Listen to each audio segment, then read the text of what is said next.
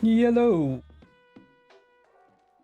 I've started to notice that my voice audio is not as extreme as I usually think of it. Or rather, I don't have to be like eating my microphone in order to speak properly. I have actually made it so it boosts my audio really loud. And I didn't notice. So I can like talk at a reasonable volume. The reason I have my audio so boosted is because I mumble a lot whenever I'm streaming. So it was to like counteract that. So now I can like comfortably stream with a decent tone without having to like worry about whether or not I'm muttering too quietly. If anything, it seems to be the opposite, as far as I can tell. It's hard to completely critique audio just by yourself.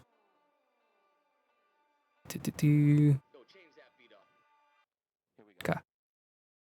Alright, I think that's all the back-end stuff I need to work on. I'm sleepy for whatever reason. Maybe it's the 5 hours of sleep. Although I know some people are like, 5 hours of sleep? You slept good. I slept 3 hours. I've got a lot of friends who have trouble sleeping, and I'll be like, man, I slept like 5 hours, I feel miserable. And they're like, yeah, I feel miserable too. I slept like 2 hours because of my insomnia. I'm like, oh, I don't know what that's like at all. I just don't like to sleep. I'm just really stubborn whenever I'm working on something or playing a game and don't want to stop. This is literally all my issue is. All right.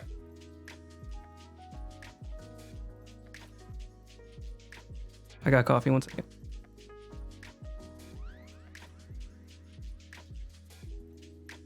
It's just instant coffee. Just to keep me a little perked up. Am I dependent? Very likely. Do I care? Only a little. Okay, I thought my art tablet wasn't working. I am thinking about going ahead and buying a graphic display tablet. So I can actually like see the surface that I'm drawing on instead of having to do like the disconnect. I don't think it's that big of an issue, to be completely honest, but I just think it'll get me a little bit closer to what I'm doing. Because I do like, I have noticed that some artists don't really seem to do like the millions of attempts to get a straight line. I don't know. Maybe I'm overthinking it, but whatever. I'm planning on getting into it. Mainly because it's like I'm getting a lot more time and practice into just doing digital stuff. Speaking of that, let's go look at that for a second.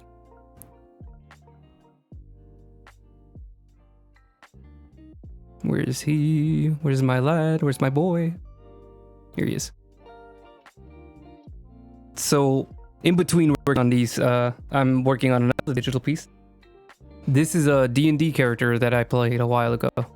And by a while, I mean like 2016, 2017. I always liked the character. He's one of the first characters I spent like a lot of time thinking of like a story. He had kind of the opposite issue of some of my other, my usual mistake with D&D, which is making rogue characters that don't say anything. I made this guy as like a charmer, you know, like he's you know, like he's a guy that goofs and gaffs and gets everybody talking. But the thing is, I don't really do that in real life. I don't like talking to people in real life. So actually like pretending to be that character when every single part of you is like not that.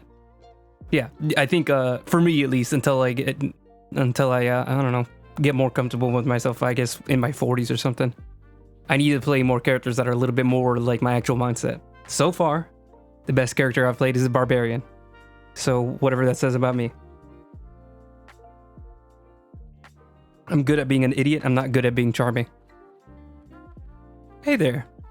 You're here early. Or well, I guess you're here exactly on time. This is a digital drawing that I was working on just on my own.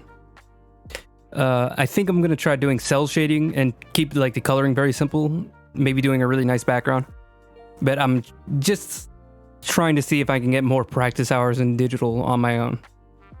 Because I think only doing like my 2-hour streams once a week is making me think that I'm like literally the slowest artist that's ever existed. So hopefully that's not the case. We'll see if I can keep making these times go down shorter, you know,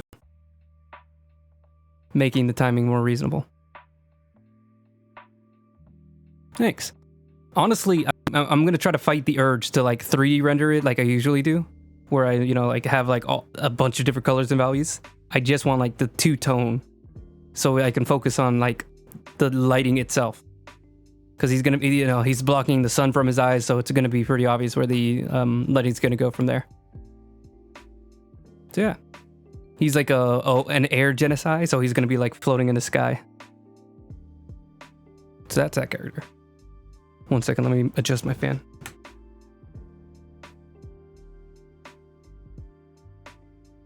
I'm having this fan point directly at me because it is hot.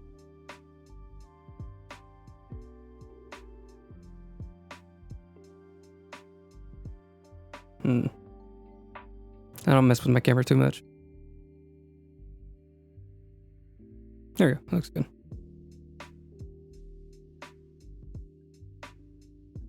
All right. That's enough setup. We can get started. Let me grab this. I've been using this color as like a burnt umber, which I've started to notice a lot of artists use for, and what's the word? Underpainting. Because burnt umber, especially for like character drawings, it's like very good for.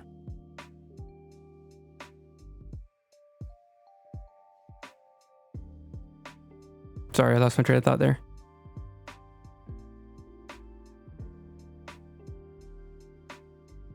Oh, warm skin. There we go. That's what I was thinking. So people will like do the line art for everything in like a warm brown skin color or a reddish color, and then that way, whenever they put on like the yellows, the peach, the greens, the blues, whatever they use for the skin, the brown will kind of get like soaked up in it a little bit. You know, it'll blend in. And it'll look very natural. So you can have like line art to guide you that will eventually just get painted over and even mix into the overpainting, you can call it. Here it's just me trying out a different color, because before this I was trying out blue, like non-photo blues. And then the line art would just be black.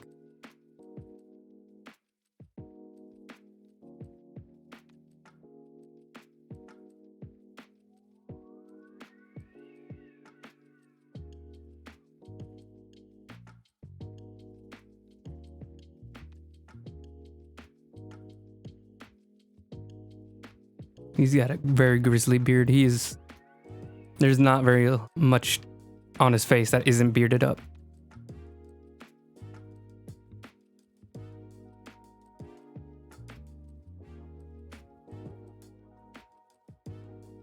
I switched back to a regular pen bit. I think the hair is better if I do this liner brush, so it has like sharp ends to it starts thick and then goes sharp at the end. The little micron is very flat, like it has like no variance. That's natural. Yeah. The only issue is that it is a little transparent. Hold on, let me see if I can. You can kind of tell that it's a little transparent and that the lines go through. And that sometimes becomes a problem later down the line, but we're not gonna worry about it. I'm gonna do his hair on a separate layer. That way I can erase like the lines later. So if I have like a hair strand right in the middle of his eye, I can just erase it, but like without having to destroy the hairlines that I drew. So keeping it on a separate layer, at least for now. Then we'll just combine it later. Yeah. What's going on? Oh, it's on eraser.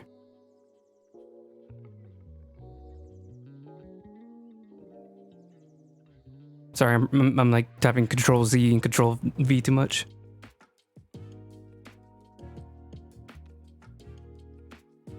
There we go. I would imagine him with small ears. Big man, small ears. We can go smaller.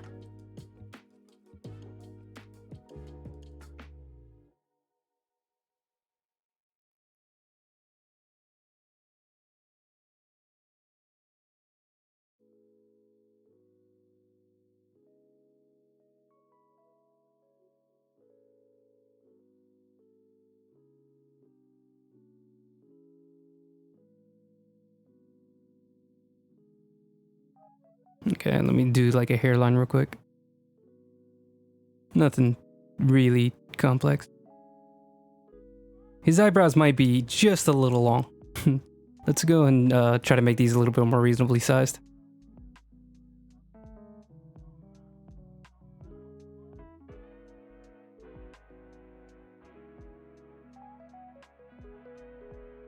Same shape, we're just gonna make them shorter.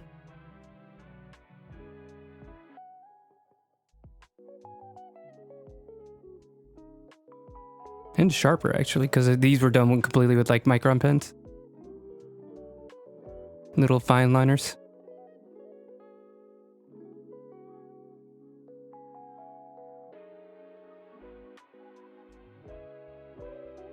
What the? When did I grab that pen?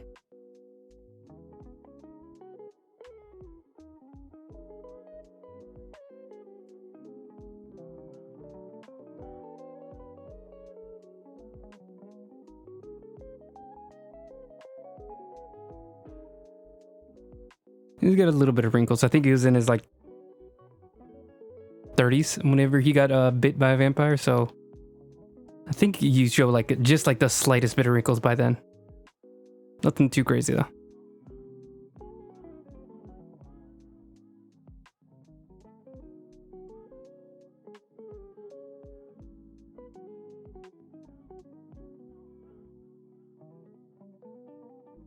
Maybe just as a 23-year-old, I just have that perspective on people. Where I start seeing as just like a regular 30-year-old is basically an old man already on death's doorstep at 30. I'm a mid to early zoomer.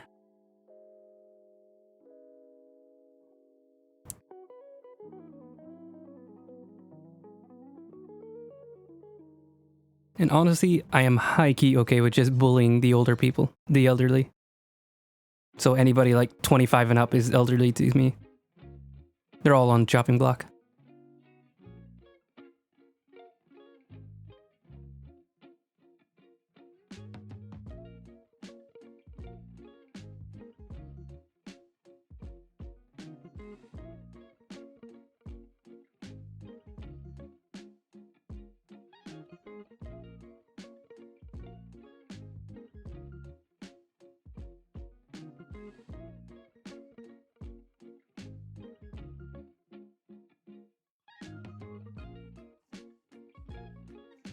I'm about to take a beach trip for the first time in a long time. And I absolutely hate the beach. But it's been like years since I've been to a beach. So, feels like the right time.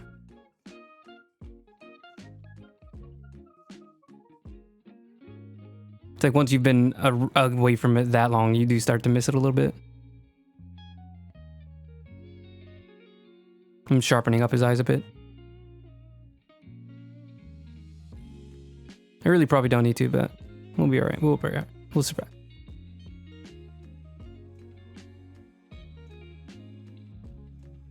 Alright, back to the hairline. Because it is looking very goofy. There's like a few ways you can do hairlines, but I have like a very specific way that I like to do. I try to mix it up a little bit. Like give them widow's peaks every now and again. I don't think this character has one. Let me double check. I have his design sheet, I guess you could call it. Yeah, no, he's just got a straight hairline. He doesn't have a widow's peak at all. Where are we going?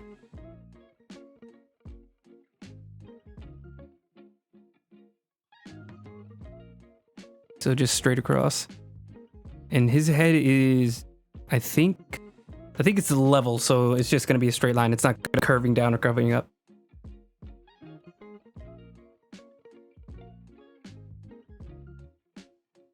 And I'm just gonna draw like the shape of his head so we can start doing the hair from there.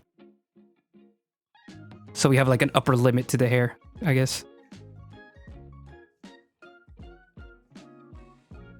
So like his head extends from there. Like he's not gonna get like a cone head, hopefully. You always draw characters bald first so you can get like an idea what what level of hair you want to give them. Maybe not always. Depends on how familiar you are with it, but you know, it helps.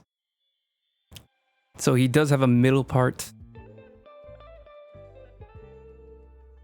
Or rather, I think it's like he slides his hair back, but it always comes to the front. Kind of like Superman, where it's like he slides his hair back, but there's always like that one S curl, the cowlick. Kind of like that. His just like drapes down. I think it makes him look very regal, very important, very powerful.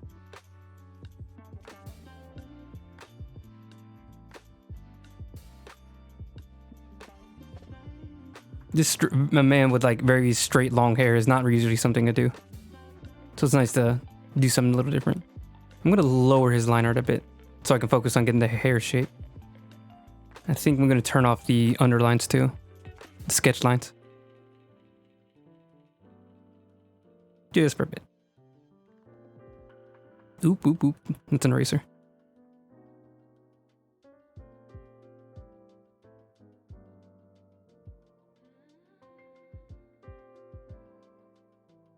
Then you can see here, like one side is gonna be like loose and draped over, but the other side is gonna be like properly slid back. We always like a bit of asymmetry. Somebody with like perfect hair and, just not as cool.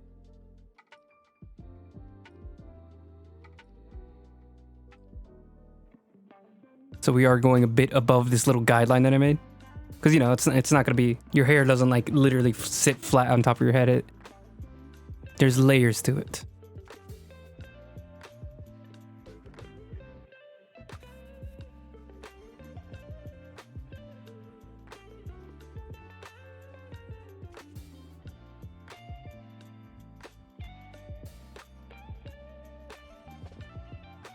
I'm trying to think of how messy I want it.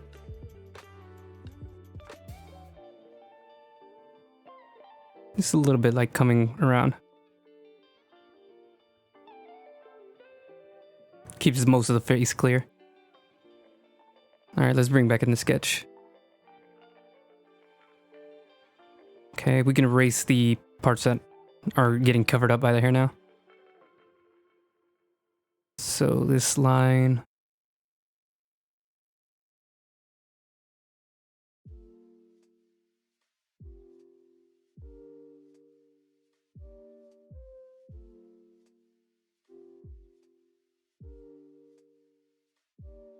We are also going to erase his ears too, but just give it a second. One ear's exposed, I think. Hold on. Because if he slicks his hair back, it goes over his ear. So at least one of them's got to be exposed. Oh no. It isn't.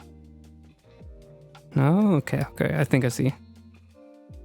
Yeah, here you can see it slicked back, but I think I actually like it better when it does cover. Like just like the tips of his ear are poking out. So let's do that.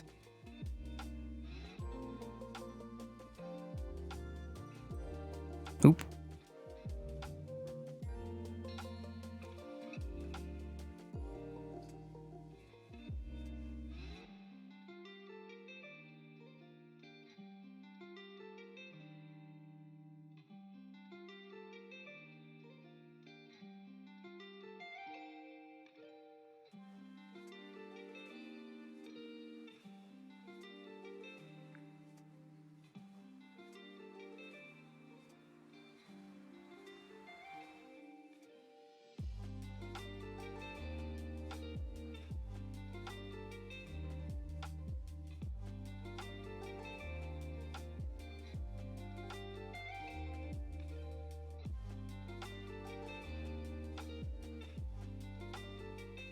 Trying to figure out how I want to do this.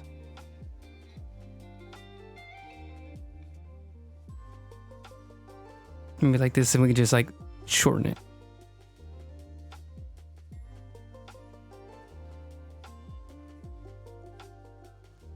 Look at that. Kind of like sharpen up.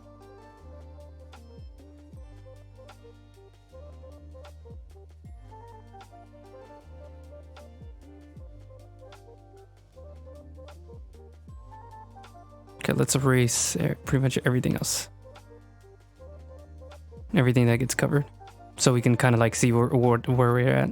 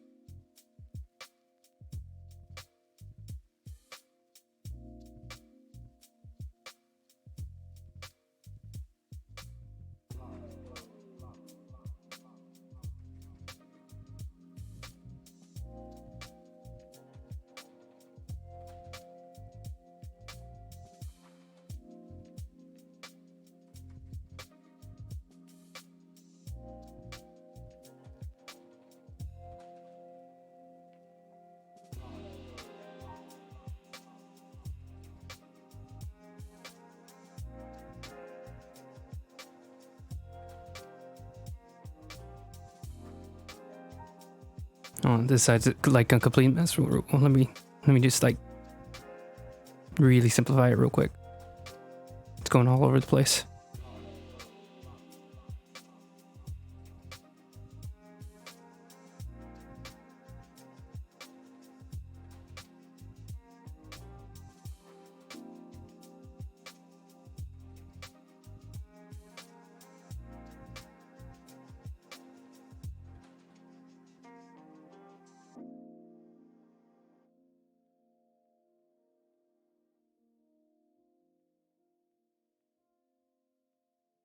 Okay.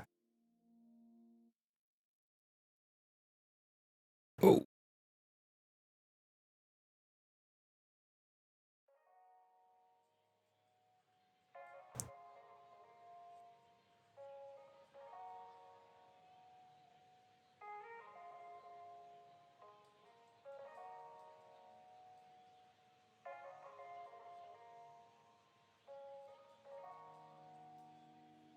I should have started with simple shapes first, like this, and then added all the strands so it didn't look as chaotic. I'm gonna do his ear poking out over here. First of all, let's do like a longer part.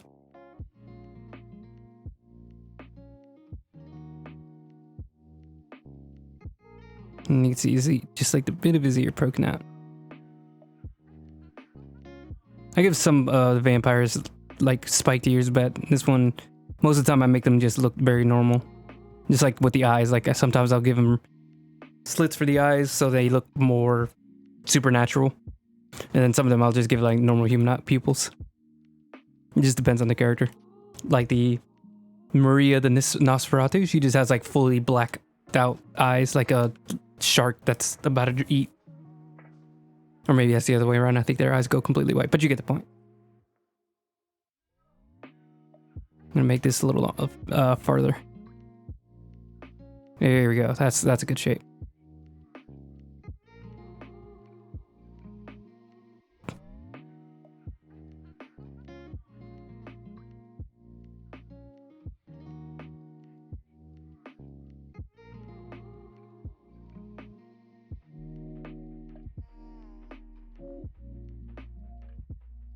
Like Connor, the very first vampire in this series.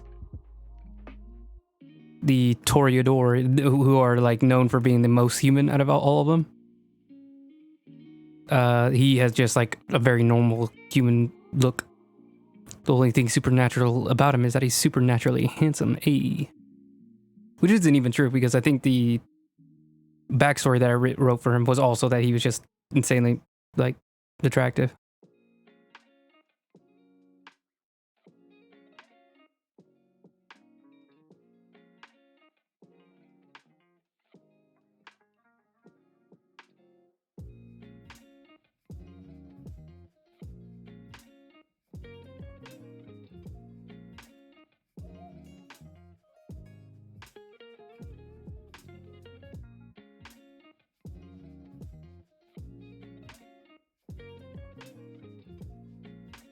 You probably don't need like the super detailed hairline.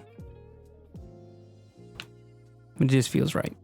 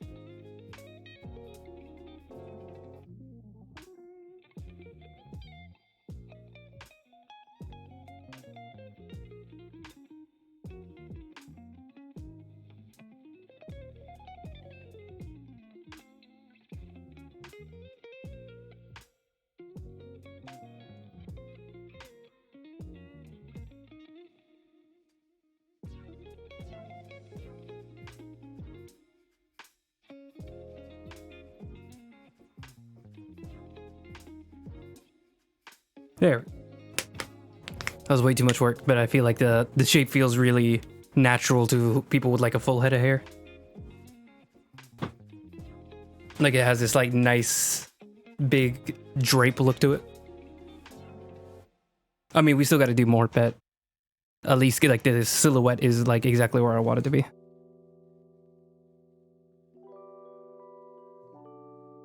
It's similar to like when you're drawing any kind of like draping clothes, you get like a little pinch and folds in certain places, and this like little fold right here I think really sells the being pulled back look without actually having to be behind the ear. And then we can do like just a little bit more. Trying to get this. Yeah, that looks good. It's hard to tell when you're overdoing all the like hair lines. It depends on your style. I try to go for just like bigger chunks and just like a little bit of finery, like a little bit more fine lines, if like depending on the texture. So like this one's a very like fine hair that's like really long and straight, so I kind of want to like show it off. I'm very sad I undid a line that I actually wanted to keep.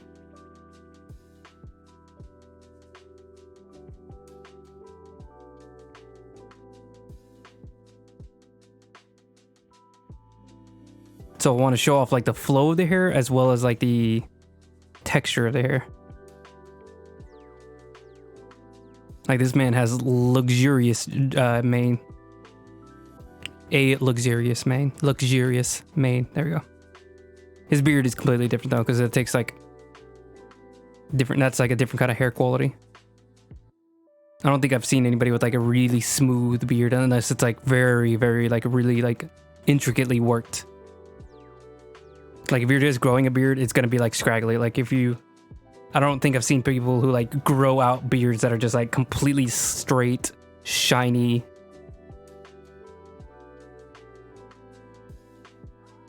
Even if your normal hair comes out very straight and shiny, like I think your beard hair are gonna be curly and kind of gnarly looking. And then you have to like take the time to actually like take care of it in order to get it to look a little bit more groomed.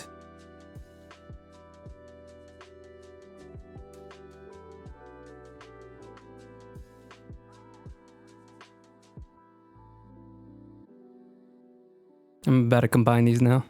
Let me just, there's just this little bit that goes over. I think the hair goes over the beard. It's not a very hard competition. And this right here. Here we go. I'm actually going to do the reverse here. Oh, no, that's actually part of the beard as well. All right, we're going to merge these. Okay. All right, let's start working on the body.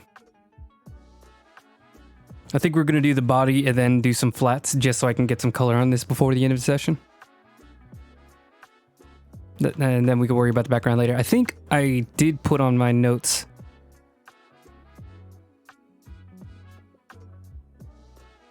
So the only thing that gets lines are going to be the mirror itself.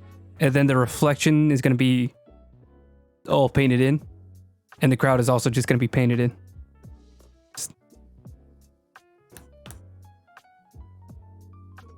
Hopefully that doesn't bite me in the butt, kind of like it did with the last vampire. I didn't do her background, and then I ended up having to do it like in the middle, do the background anyways in the middle of the session. I really want to like not have to do lines for the background. I did it pretty successfully for Maria, the vampire before Masa. No. She was the third vampire, so 3 vampires ago. I did her like desk and everything in the background. I did have to do guidelines, so maybe that's what I'll have to do. What was I doing? Oh, that's right, the body. We're gonna go like let's see if we can just like keep it a regular 6 brush. We can go bigger than that. We can go like an 8. Yeah, 8 feels good. Where is his neck? I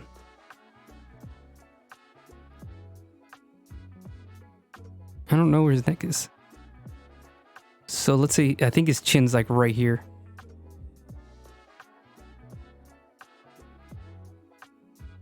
So I think his neck is like right here.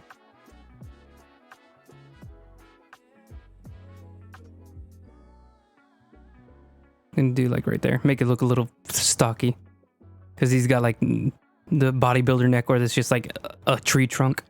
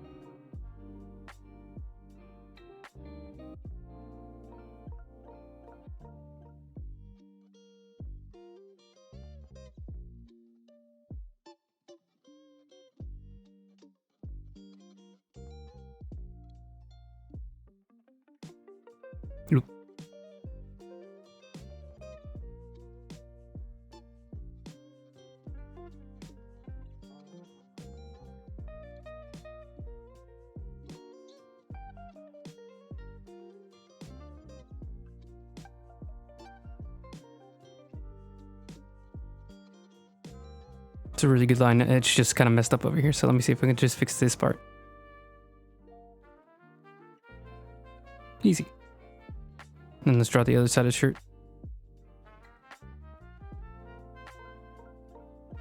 I need him to move out the way.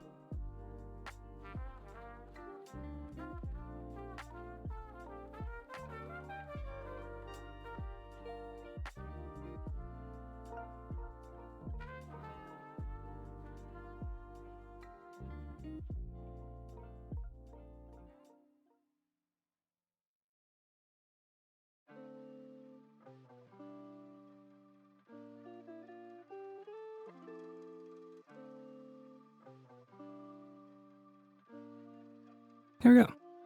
And let's clean this up over here. What the?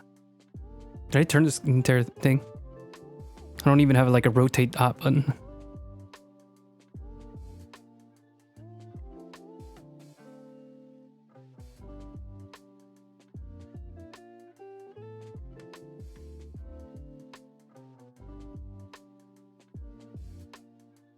Here.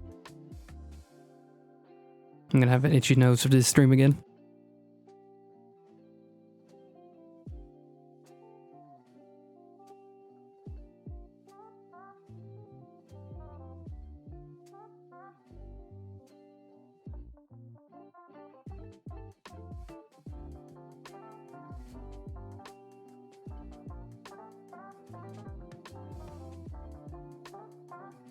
Go. Ooh. It's not completely perfect though. I think I gotta draw it over his, like actually going up and down with his muscles. Or maybe I don't. Maybe that's a bit much. Let's erase at least the collarbone though. We're gonna like put some of it back in, but I'm gonna use the brush for that.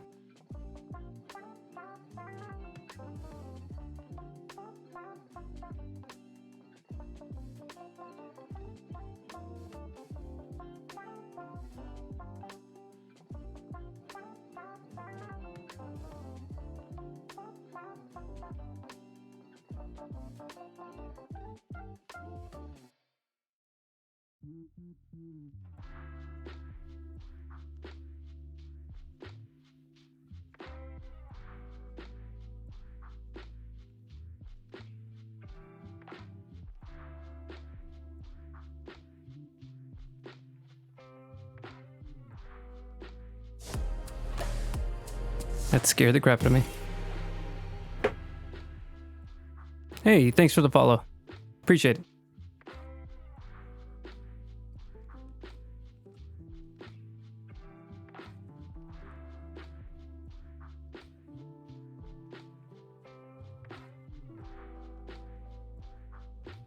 There we go.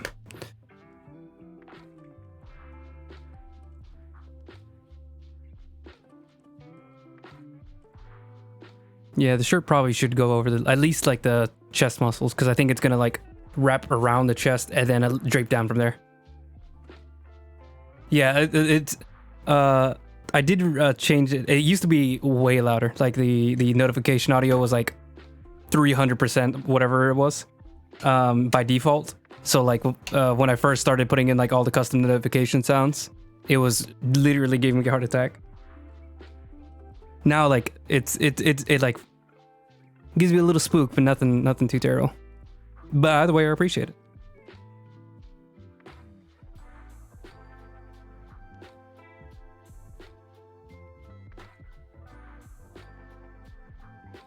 I think especially because like I'm only listening to like really calm music, so any kind of notification is probably gonna freak me out a bit. But yeah. I played horror games. I'm okay with being a little jumpy. This is supposed to be at 8.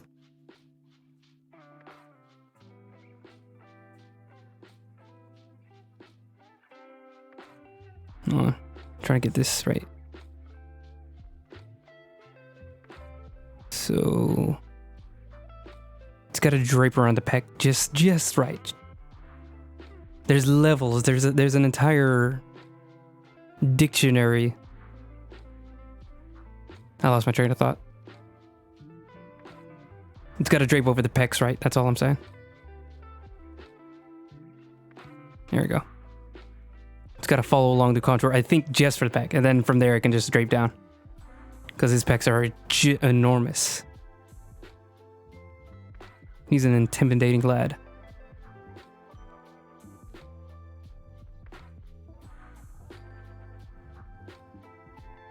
I think I need to stop worrying about like the lines being super perfect.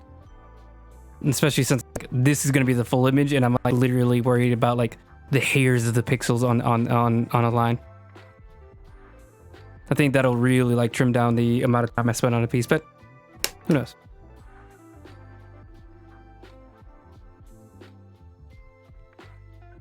Eventually I need to get used to painting over lines instead of like only keeping it within the line art, but that's for another day. Maybe when I'm done with this series, I'll experiment more with that.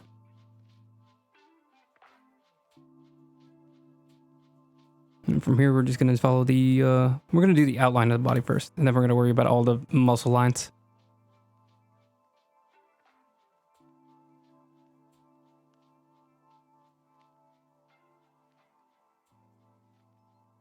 Hey, I really appreciate it. Hope you have good luck on your big day tomorrow. Appreciate you stopping by and giving me a follow.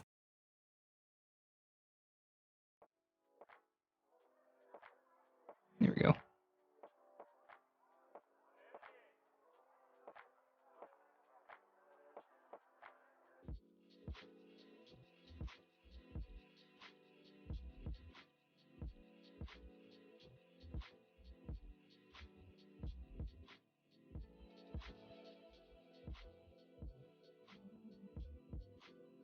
I really appreciate it.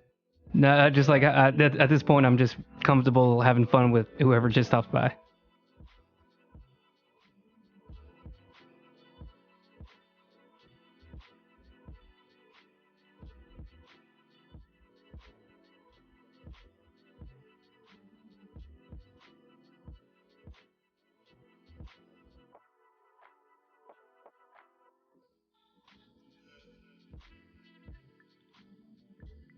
I'm gonna trim this down just a bit.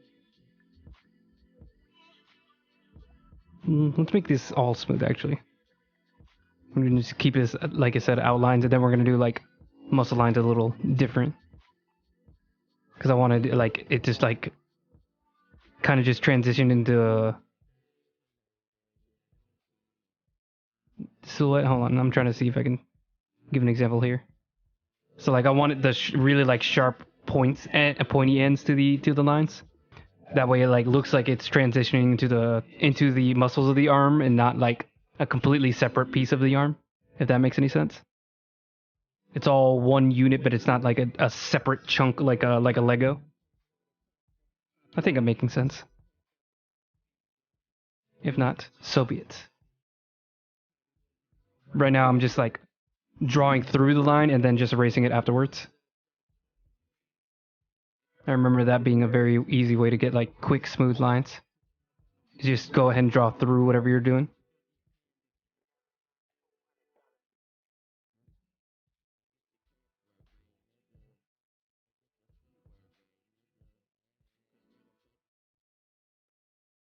Ooh, that's perfect. That's a perfect line.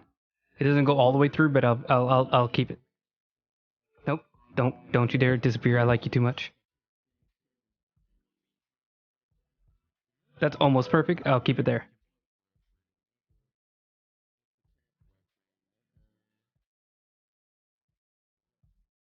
Fun thing about this muscle, it actually doesn't really visually separate the chest to the shoulder. It kind of just looks like one big muscle. You can get a little bit of nice shading on it depending on the lighting, so you can tell like that's a separate muscle. But otherwise, it looks like the same muscle. I think really like the chest muscle like has this like weird sheet of muscle, and it like twists and folds over the shoulder. It's like a really weird, or the collarbone. It's like a really weird series of muscles. I don't know if I was blocking my sound for a second there. I don't know a lot about muscles, but I know a decent amount. I've spent way too much time looking at anatomy.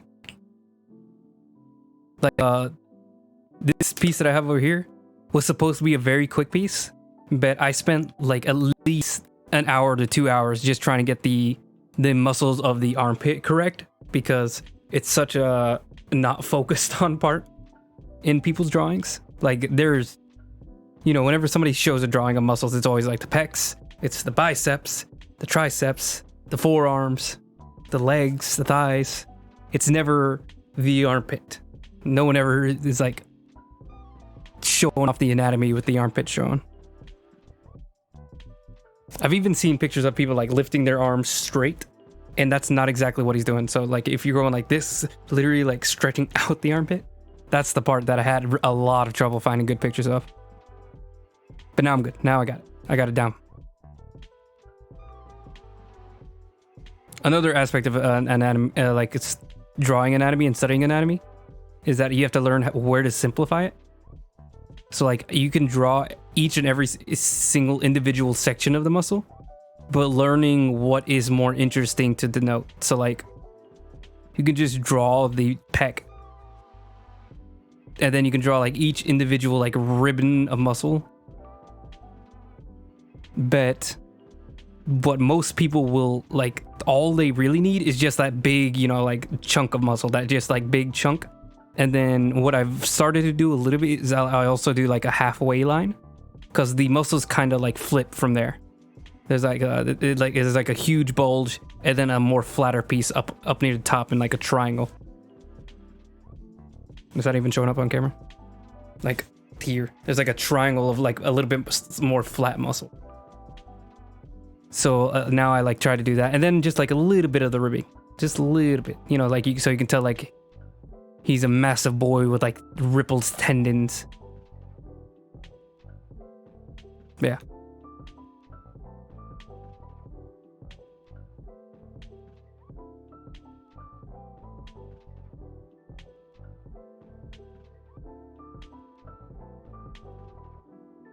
Oh, my neck. Oh, let's erase some of these lines because I was drawing through and I don't want to skip these. So I'm going to try to make this look smooth. This goes over that. It's fun trying to think in your head like which line goes over which one. So like here in this intersection, I could erase here or I could erase here. But this right here, this little section right here, this is just like an in-between joint. It's a piece of ligament, I think. So that kind of like will be in the background no matter what. It's never coming to the forefront. It doesn't bulge outwards unless something's wrong with your arm. Maybe if you're double jointed, I think you can flex that out a little bit more. But y'all double flex, y'all people with like double joints are demons.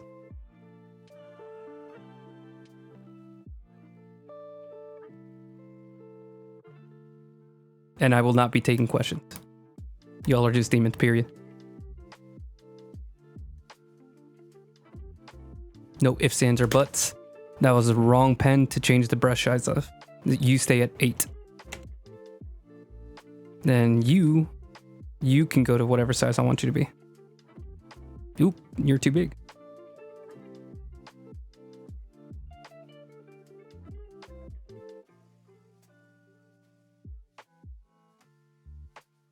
No. We're not gonna erase this little pixel because I'm just gonna tell myself it's okay. We're not gonna focus on every single pixel. No matter how much I want to stare at it, no one else is gonna notice.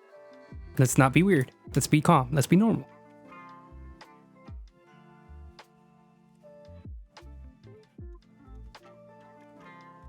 We're normal. We're normal. We're good people here.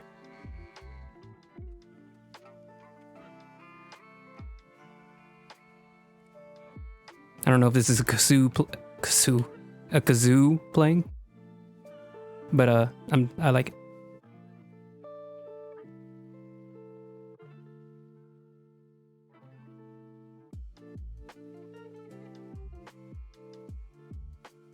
Hold on 1 second.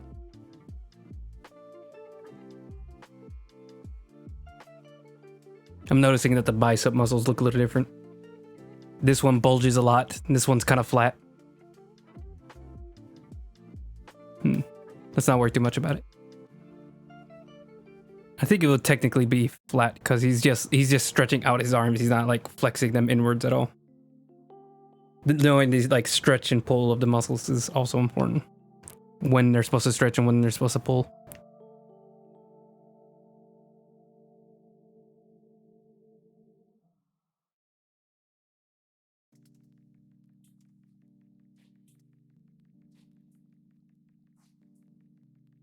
I will go ahead and admit that I have very skinny forearms.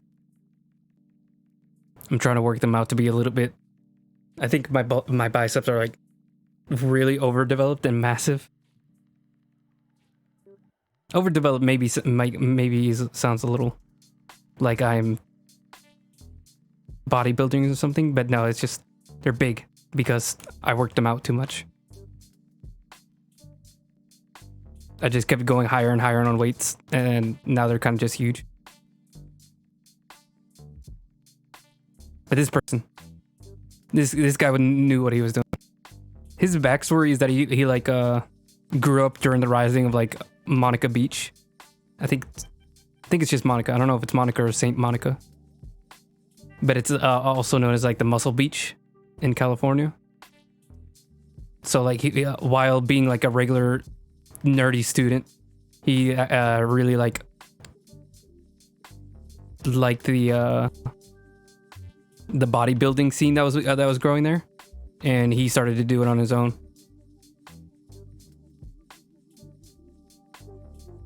So like when he eventually went back home, he like kept up his like bodybuilding, and then eventually moved to the beach. You know, back when you could actually buy homes at a regular income rate. That fantasy magical land.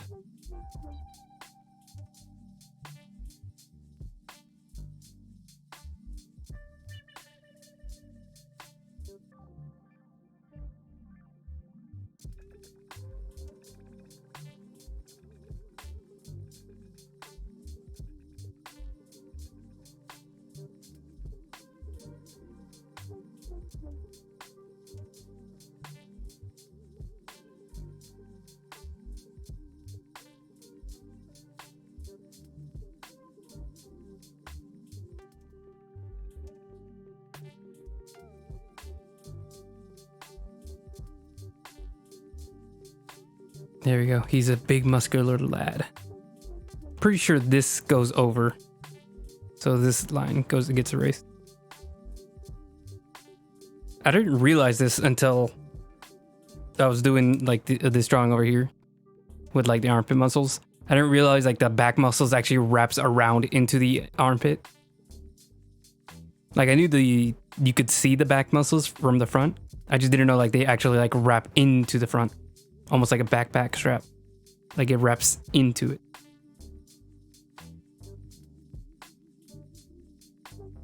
Right. Knuckle popping season. We're gonna save. Oh yeah. He's looking good. He's looking good. He's feeling good. His summer body is ready. Imagine being a vampire, like you got bit like right at the peak of your form. Like this guy literally made out like a bandit. Like he was like ripped to the gills.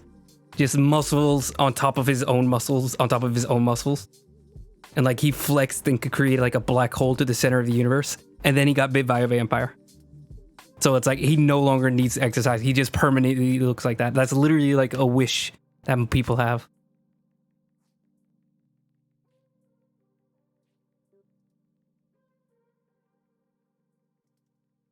Like he just got permanently locked, and with the hair too, so he doesn't have to worry about like the men's issue where they have like the their hair pretty much inevitably starts to bald at some point, except for a few rare gifted individuals, follically gifted.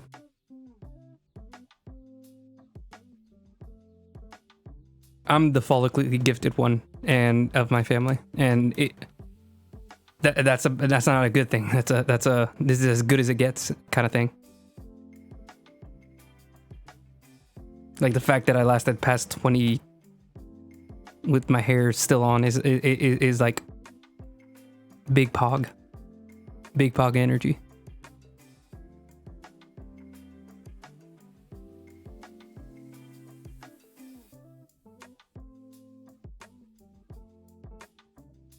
Let me take off the sketch line so we can just mire. Yeah, he's looking good. He's looking real good. Okay, hold on. Let me mix up my brushes. I can start doing like the actual muscle lines now. This one's a little bit more obvious. Like I think if you do art on your own, like you know already, like there's very different levels of like drawing out the anatomy, where you can draw literally like every single tendon, muscle, and you kind of just like naturally simplify it in your head anyways. Like you've seen like those cartoon guys or those guys in cartoons where literally like they draw muscles like, hold on.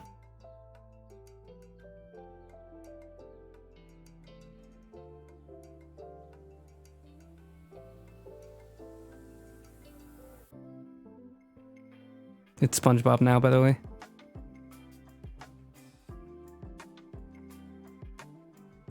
Can't you tell it's SpongeBob?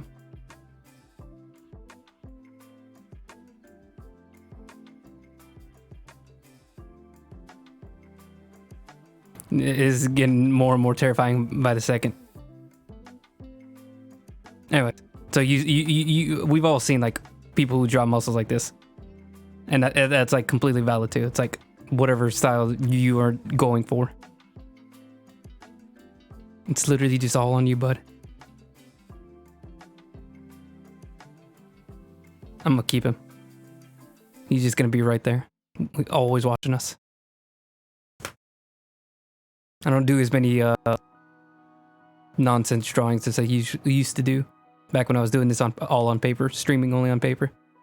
It's hard to do just tiny sketches. Hold on. This isn't gonna work. I need the polygon tool, so don't cut any of the line art out.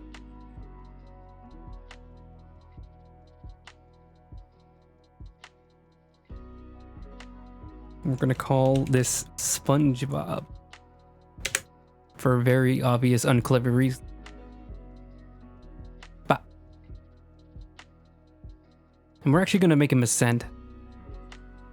He's gonna be at the top of the mountain, but really only halfway up. There he is. He's preaching to everybody to get to the top of Mount Muscle, like SpongeBob and other greats before him. Like Arnold Schwarzenegger, Ronnie Coleman, SpongeBob, the Mountain. There's not very many other bodybuilders and weightlifters you can see as a goal that I know of. It's literally just Ronnie Coleman and Arnold Schwarzenegger. Those are the only two bodybuilders I know. Although, obviously, one of those guys ended up becoming something more than just a bodybuilder. A governor. Famous movie star. Cultural icon.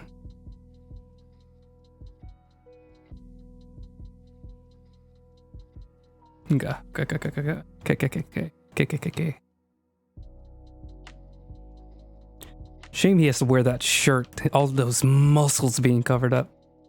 But I guess we'll survive. Just a little bit of the abs coming out over here. Just a little peek of muscle.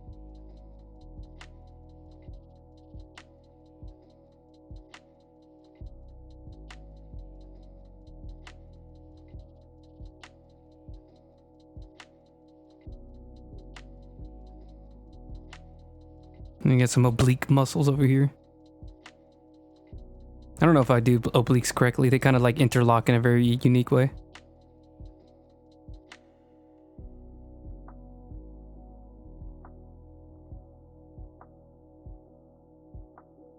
Come on.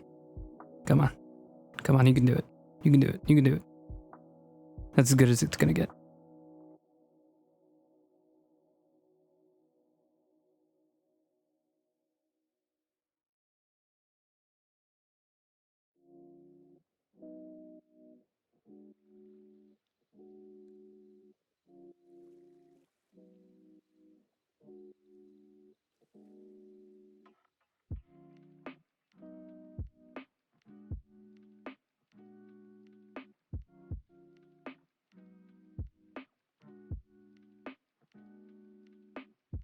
Oh, let me double check my armpit research.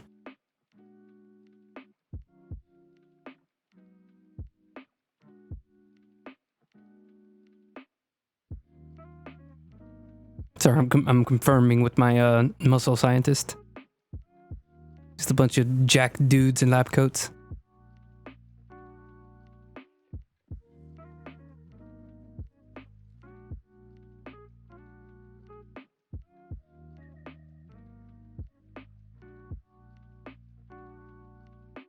Sorry, I'm still confused, and I know I literally drew last night.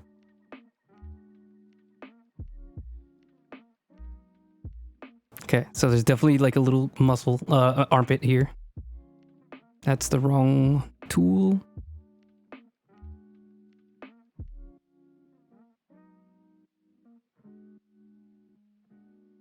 There we go. Okay, so there should be an armpit here. Okay, we're all on the same page so far. And there's clearly a bicep. We all know the bicep.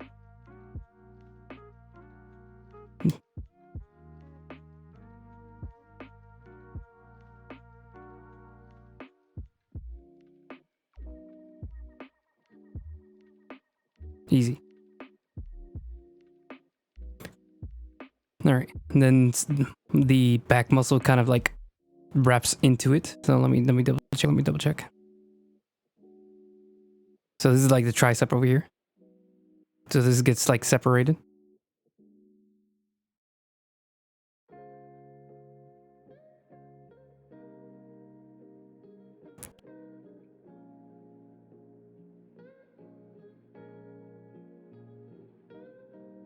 And this is supposed to wrap into the back. We'll probably have to fix it. I don't think it's supposed to extend that far, but... And then this is supposed to be like the shoulder muscle wrapping around, which I also don't think is supposed to extend that far, but... This is also a superhuman we're looking at. Supernatural superhuman.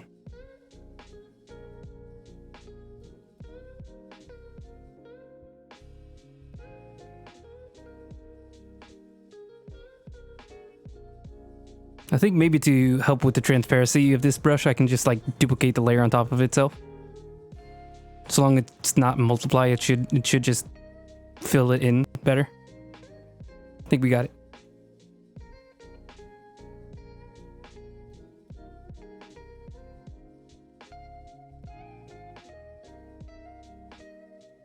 There you go, I think we got it.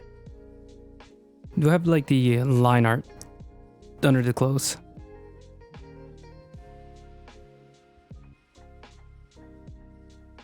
Yes, I do. Sweet.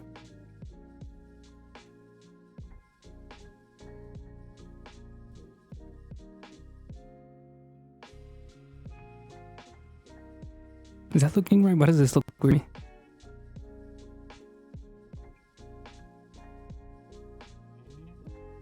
Nope. Well, I guess technically I should. Because I think this should like almost look connected.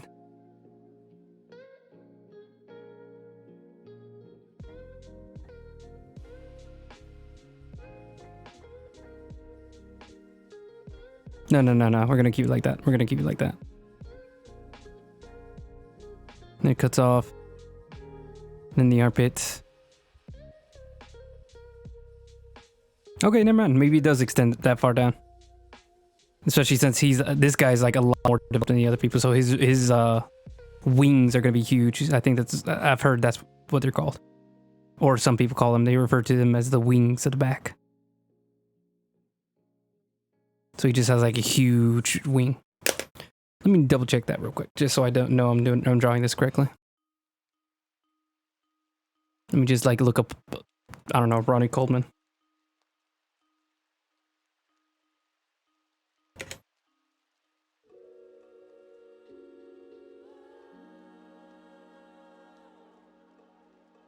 I know he's got like some fat wings.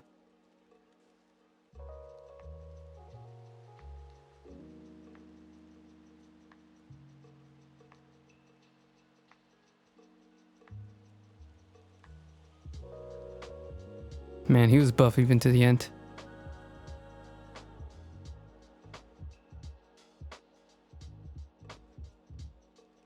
Here you go.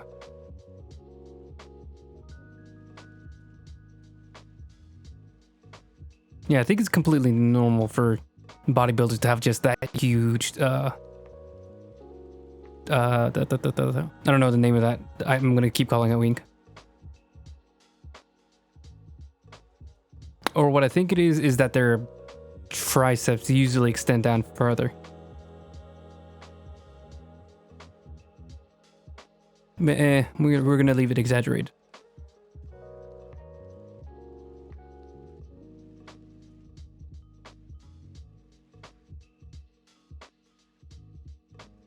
Sorry, I'm just comparing notes right now.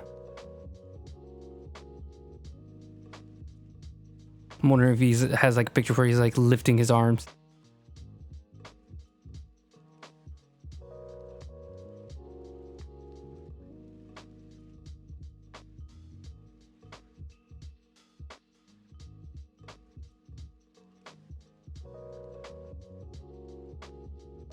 He has too many veins. Like he's a nurse's dream because like his veins are just so insanely visible. But also a nightmare because he can break the syringe just by flexing.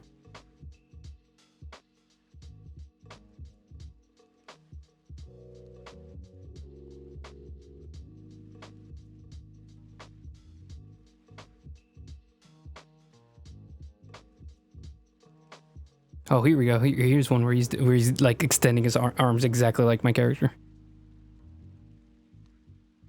It's hard to tell. Like they're fatter. Like his muscles are like, whoa, okay, that's not accurate. But they are like rounder, like they're like this.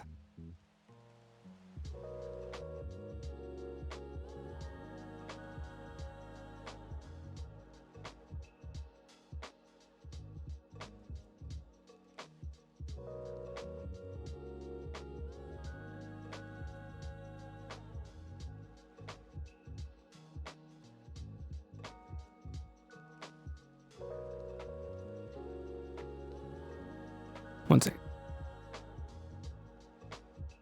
Oh yeah, I should probably erase that.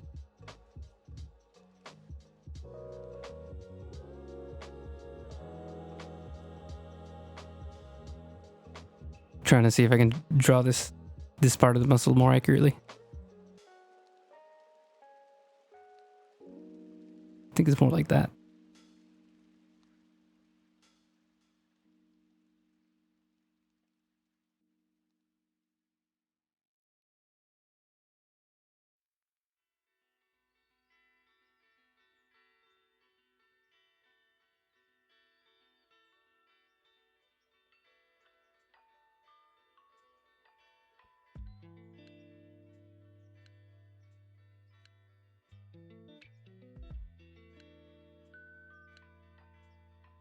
Wow, okay. I didn't want to bring everything back, Jesus.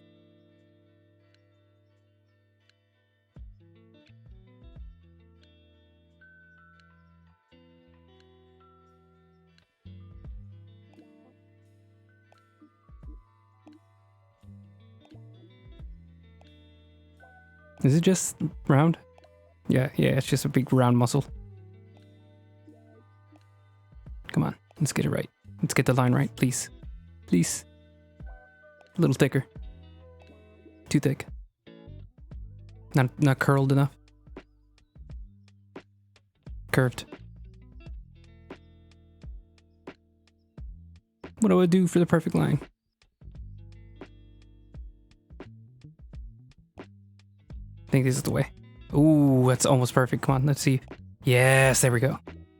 That's the one. Ladies and gentlemen, that's the one. Ladies and gentlemen and NBs, that's the one.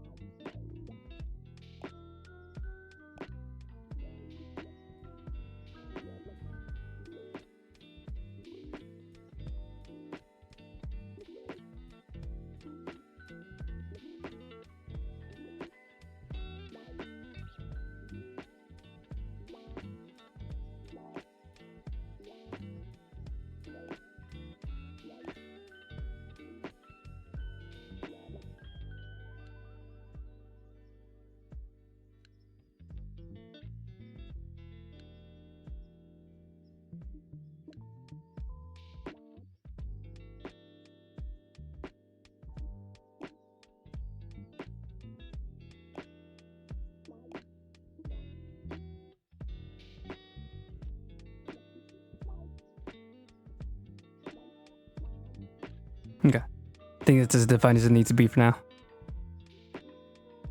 Let's zoom out. Let's take off the sketch lines for a second.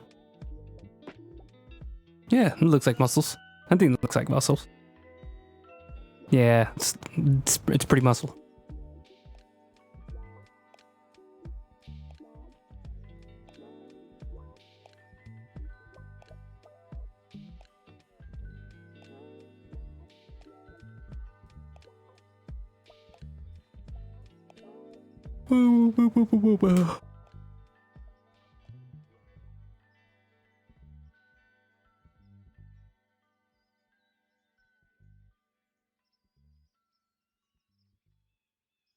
Wait a second. I thought he passed away. Ah, clearly I'm an idiot. He is still alive.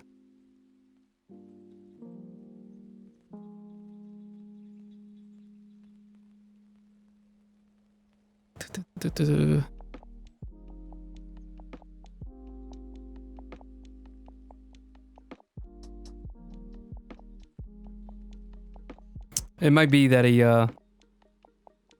is no longer able to walk, and maybe that's why I like heard people mention that he has like him as a tragedy.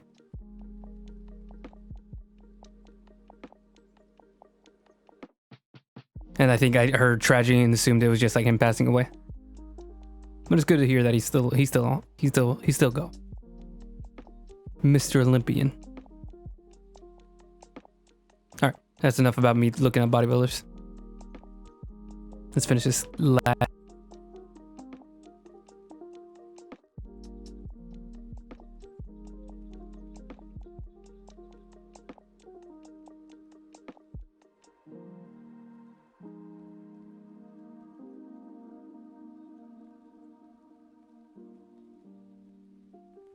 I actually need those pictures up again.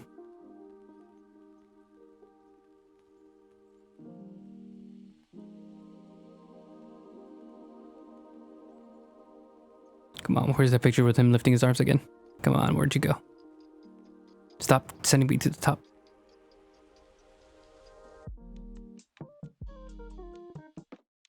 I hate all the really, really fake bodybuilder images where it's just like they're literally like, the muscles are the size of a truck.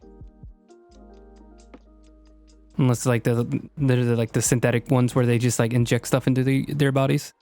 But that's not really what we're looking for.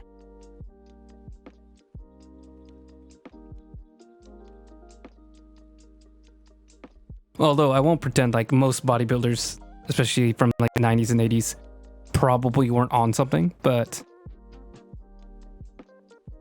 you know. Yeah. All right, let's do this.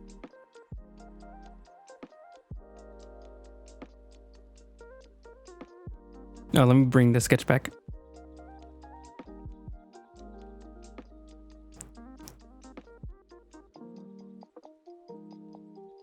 I'm probably gonna make the muscles match the other side after I get a little farther in.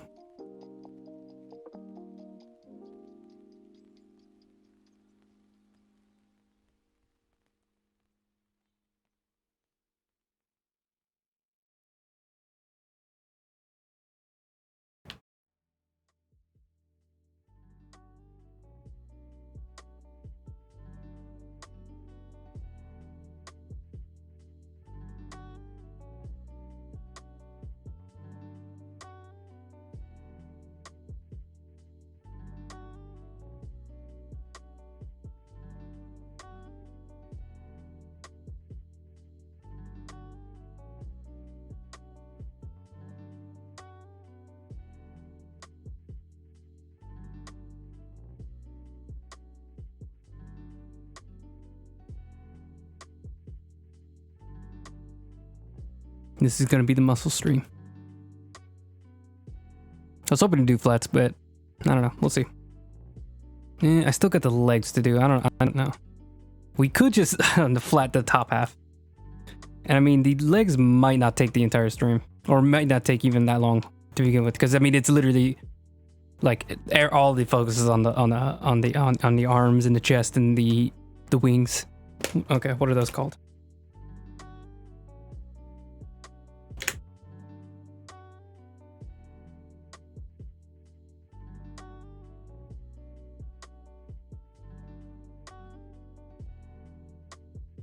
Latimus muscles?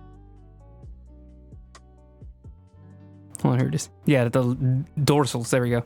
That makes a lot of sense. Latimus dorsal muscle. Latimus dorsi muscle.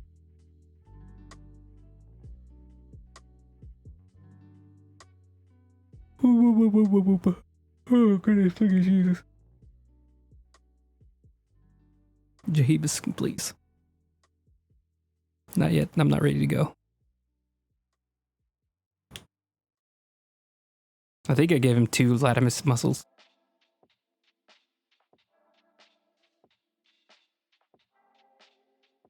I will say no, that was not an accurate thing to have given him. He does not have 2 latimus.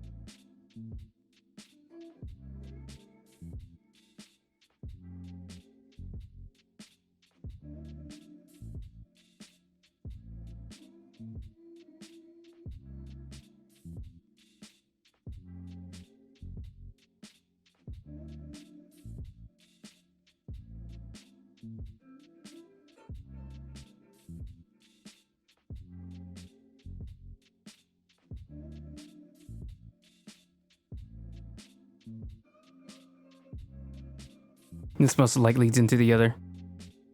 So I like show like this little sharp point where like it actually goes into the muscle. If that makes any sense. I'm messing with pixels again. Darn it. I was doing so well. Okay. That is the arm muscles.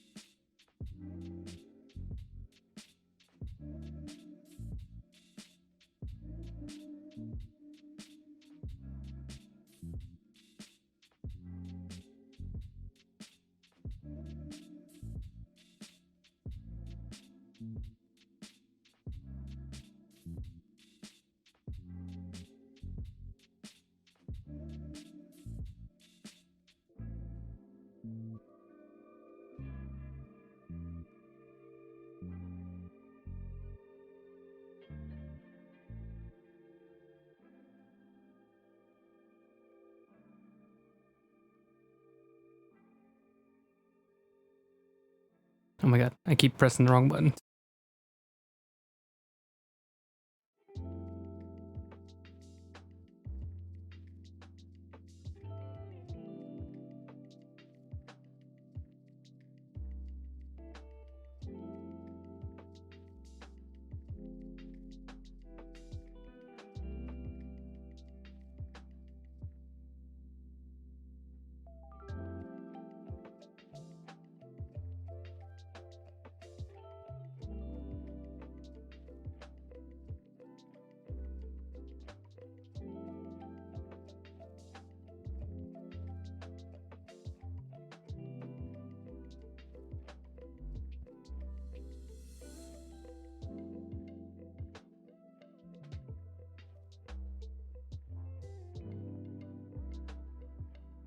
Okay.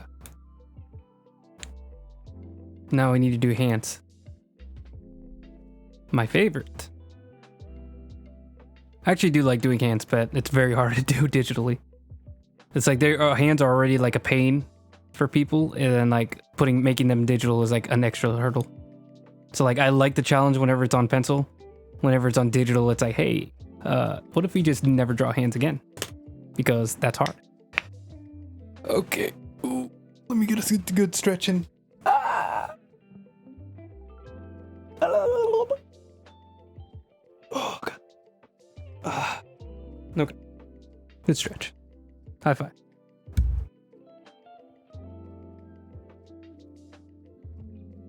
The song's a little too sleepy. Let's put something with some pizzazz on it. I like this song when I was driving in the car.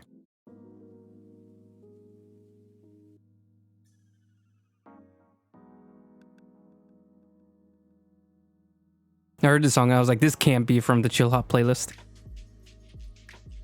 And then I looked at the album cover, I was like, it absolutely is. By golly, they've done it again.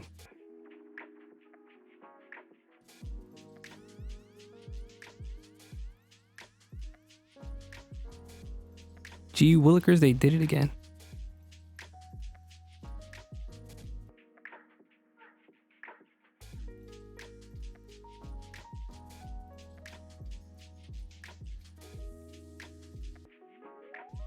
I barely know what I'm doing. Let me do this in sketch layer first. We're just gonna like pencil it really roughly out, because I have just like scribbles here and I think we could do better.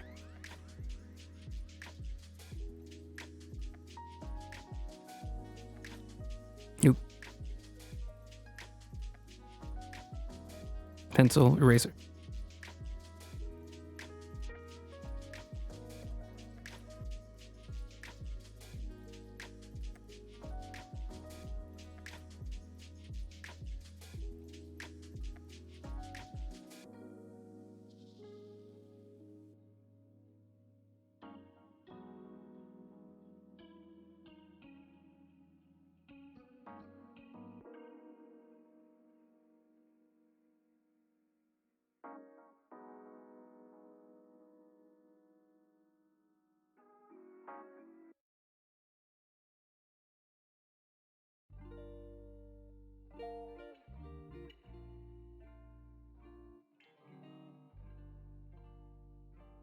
I like hands. Hands are fun.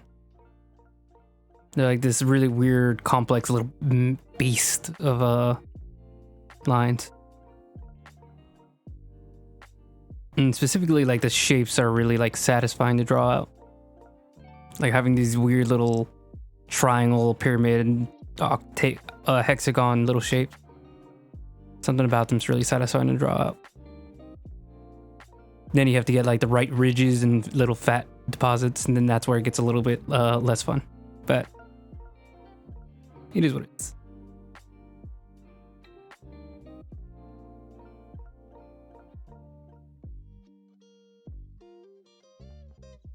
Let's go a little higher because that's the pinky.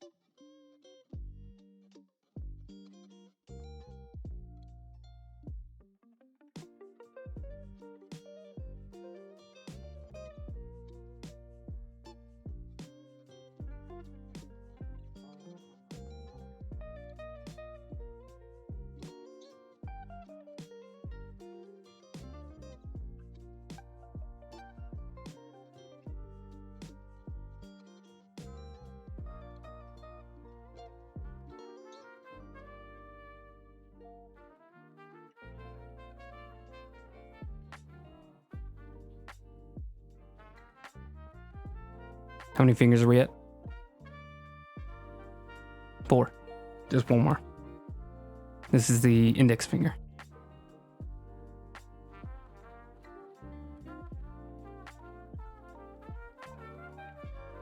How's that look?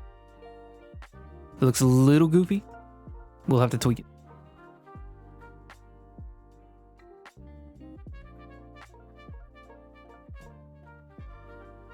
Probably gonna have to flex the fingers, because usually whenever you like lift your hands, unless you like consciously straighten them out, like your ring finger and your pinky finger roll up. So that's probably what we're gonna do. That's what I did with this character. You can see that I have it like all stretched out on here, and then like whenever I actually drew on the lines, I ended up flexing them just a bit, just rolling up a tiny bit. They don't naturally curl up like this either. Like it's just like halfway. That's like a very natural position. This, not very natural, very intentional. This, very intentional. Here's like relaxed, which is kind of strange. Kind of looks like you have like messed up fingers, like you got them injured or something. I know people, a lot of people who have like gotten their pinky messed up and they point a little slightly off, or like their finger doesn't roll out all the way. I know people like that. Mine are kind of like just like normally curled.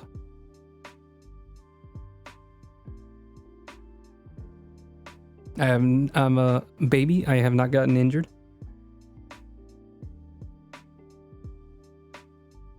Except for a burn I had on my arm when I was younger. It's very faded away since then. It's still a little, but it's really faded away. Okay, so folks.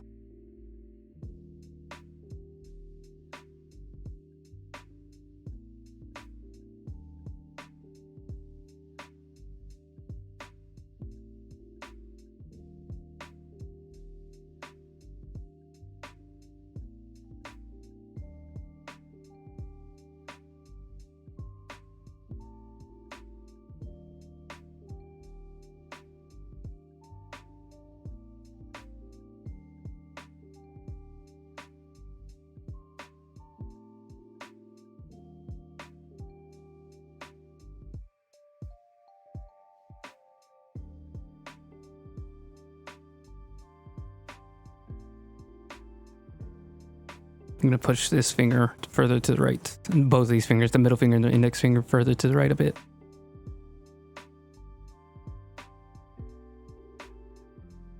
So the middle finger can, which is always the longest. Sorry, not always. People have like different. It's most often the longest finger. Some people have very equally sized fingers, but usually their middle finger is the longest one. Not by a lot, but you know, slightly longer than the others.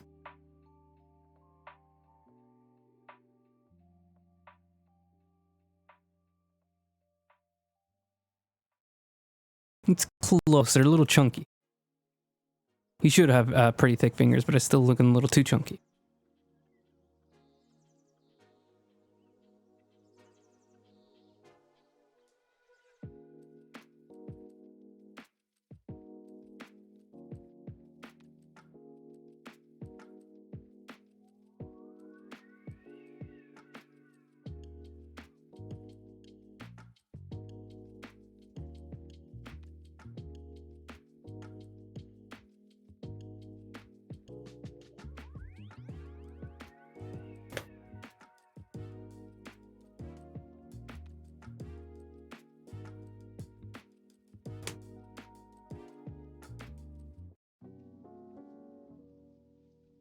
Sorry, wanted to shuffle the songs.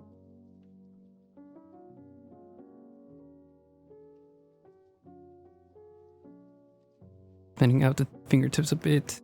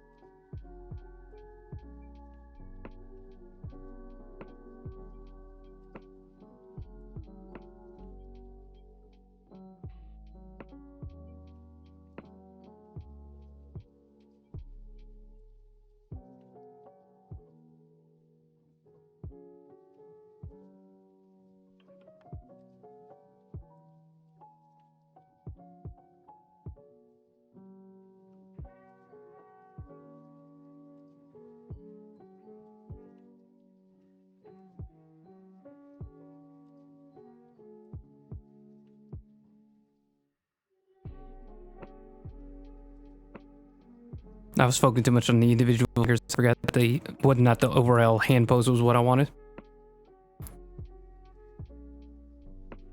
Because it's kind of curving towards the camera, and I'm not sure if I want that at all. I kind of want it towards the side, just like the side. So we'll see. Hold on. It's not the worst it could be. I think the thumb just needs to be tilted a little more.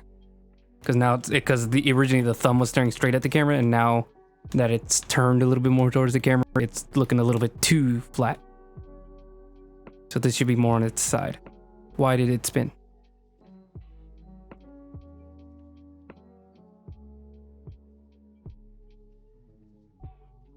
There we go.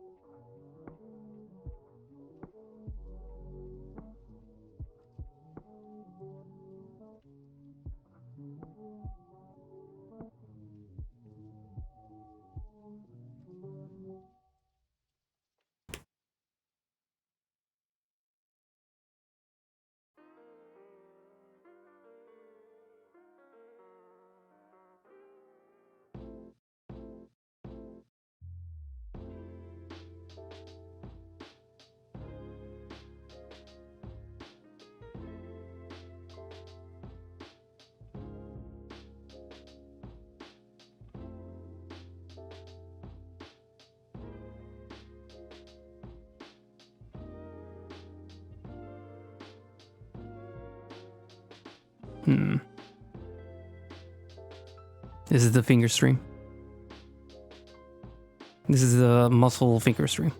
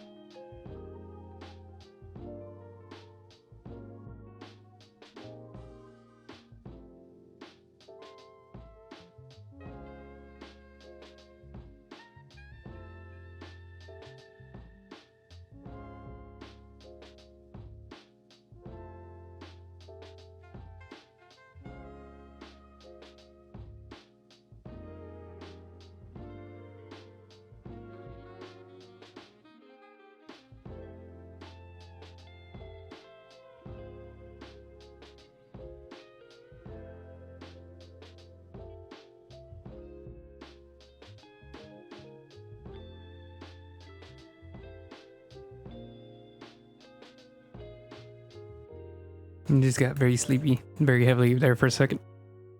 One sec.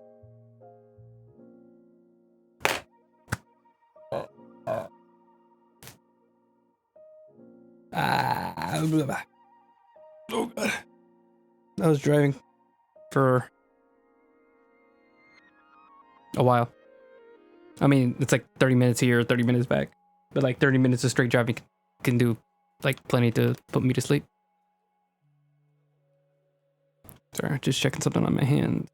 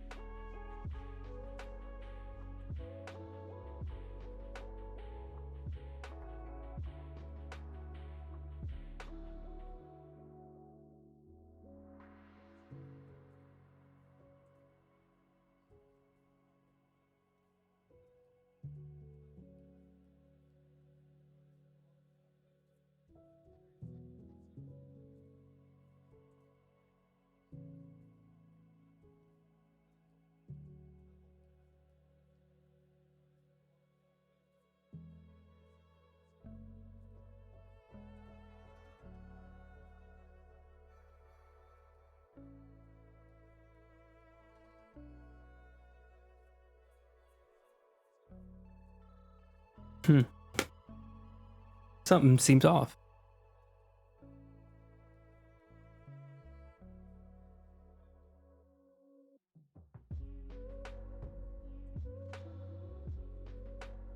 Oh, let me try that again. Go with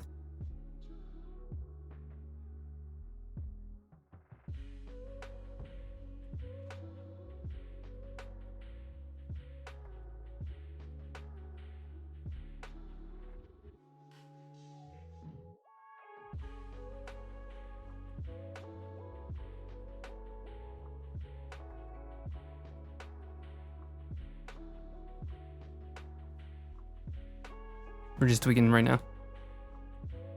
Tweaking the hand, nothing else. Don't get it.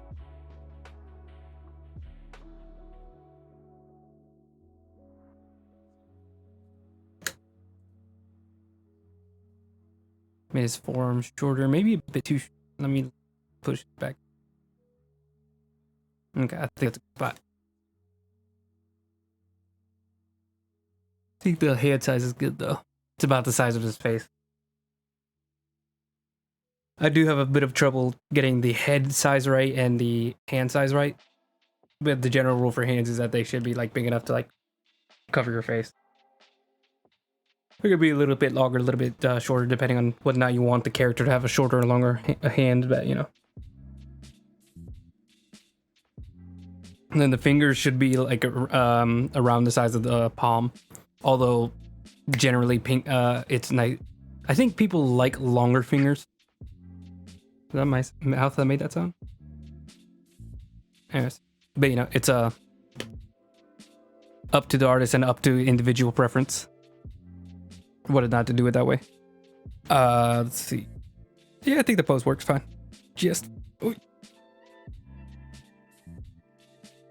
Oh.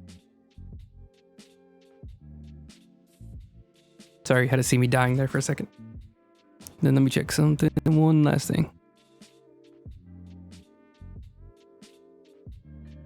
Okay. So we're gonna merge this hand back in real quick.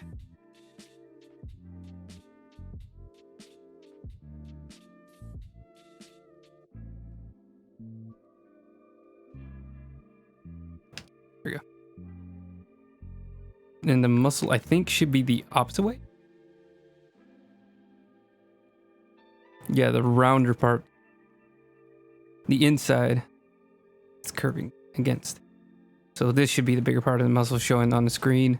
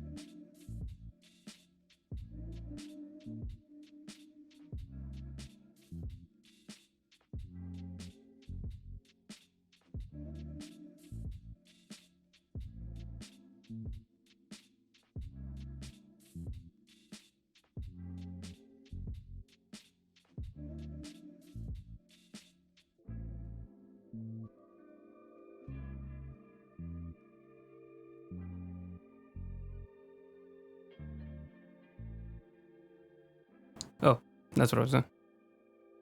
Oh, is there back to this? All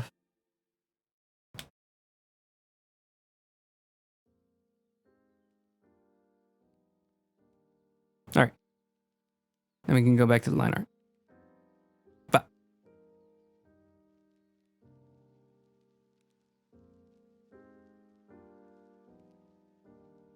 so let's just go ahead and start back from here.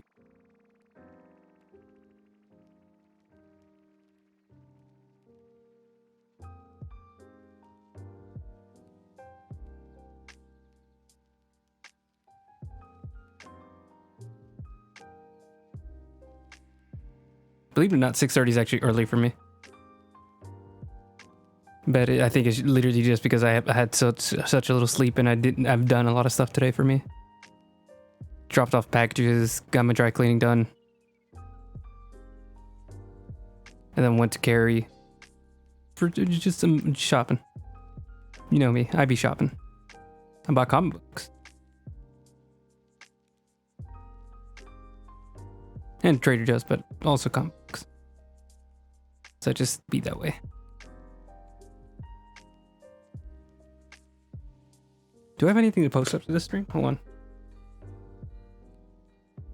Have I been doing art?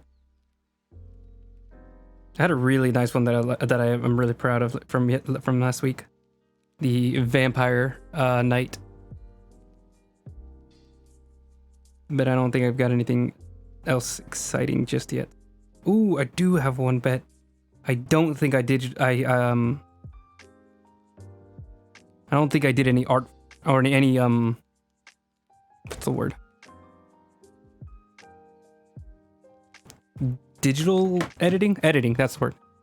I didn't do any editing to it, so it still looks really like flatly lit and everything. So I'll have to like actually do that. I'll probably do it tonight and just post tomorrow. So tonight I won't have anything, but tomorrow I should. I like having it for the stream, but alas, I guess I've been a little lazy.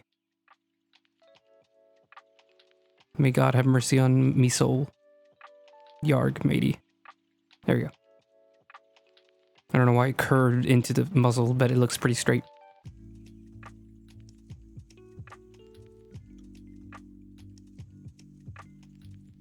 And just focus on the outline from here.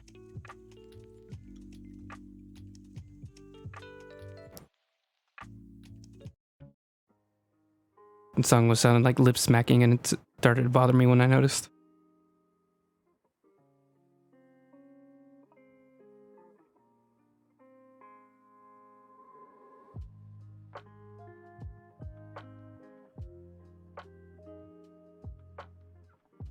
Okay. That's a big brush. All right. I did it again. Wow, that's exact. I was just thinking, like, make sure not to press that button so then you don't have to reset the size again. And I pressed it anyway. And this is gonna do like the outermost layer, outermost lines for the hand in this really thick line.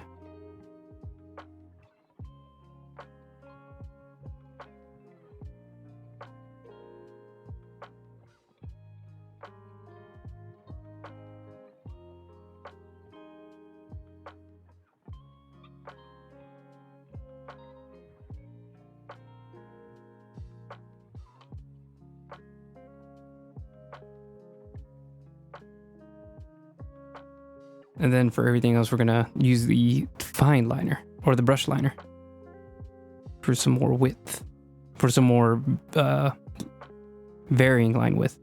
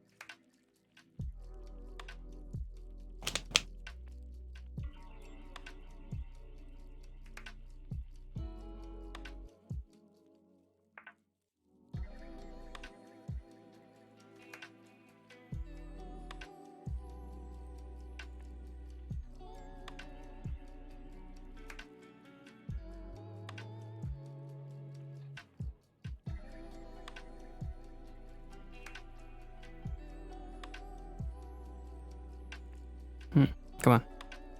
I can do it. I can do it. I can do it. I can do it. I can do it. I can do it. Yes. No.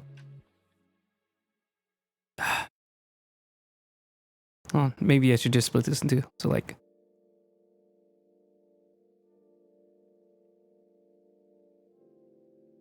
Or split this into multiple pieces, baby.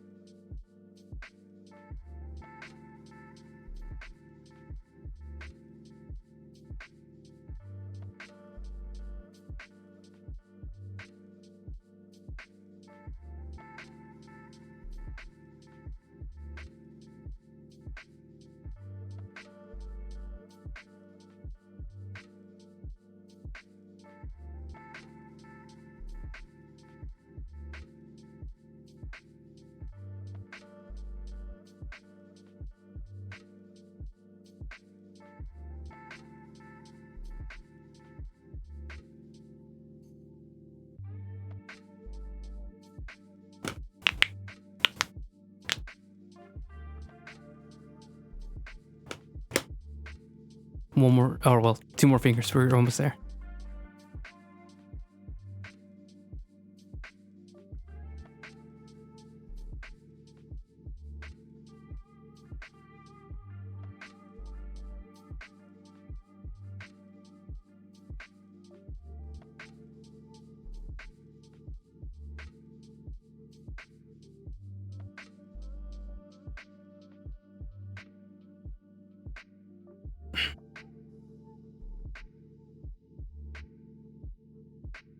Almost. One more, please. I'm so close. It's an eraser.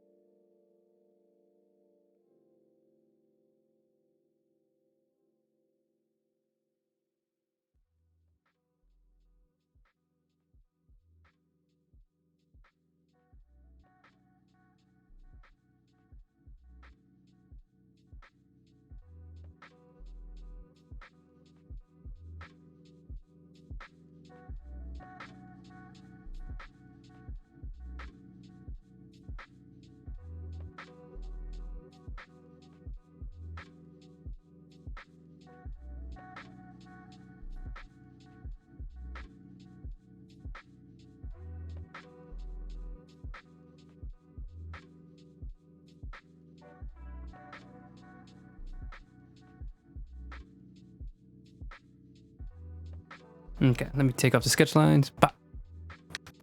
Oh yeah. Oh yeah. That's a lad. That's a lad. Oh, my back, my front, my sides. Oh, my handsome front. Sorry, I'm stretching my back.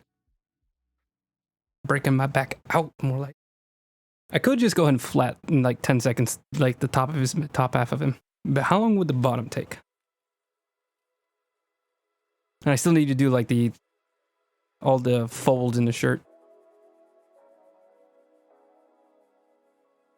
We could do the bottom parts in like 10-15 minutes, and then the flats like another 10-15 minutes. Not all the flats, at least like the more important, because I mean he does just have like 3 colors, like black pants, red shirt, and then blackish bluish hair. What am I doing? Lost my train of thought for a second there. Go with an 8.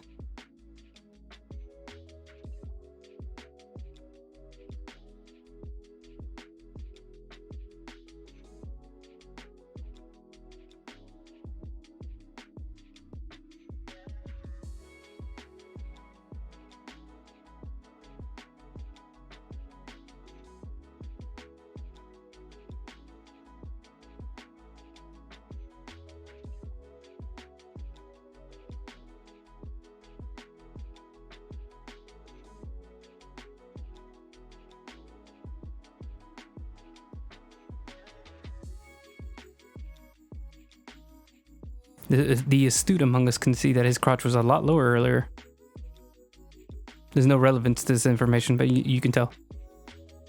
I just eventually realized that pelvis was super long.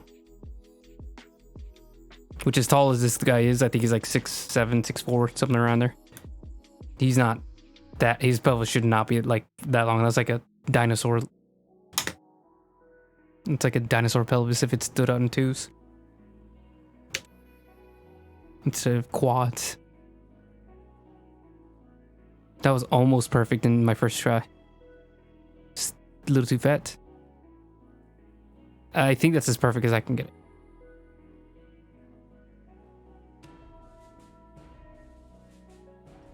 I had a lag spike that stopped me from doing that one properly.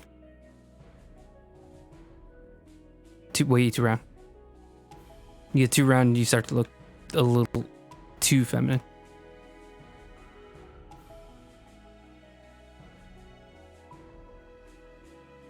There you go. Let's try trimming him and cleaning it up.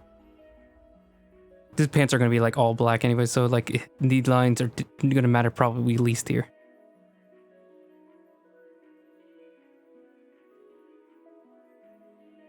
Although he is going to have some like tiny little wrinkles. for like folded clothes, but like their leggings, like they're gonna be pretty skin tight, so there's not gonna be too many rolls. It's not like loose pants.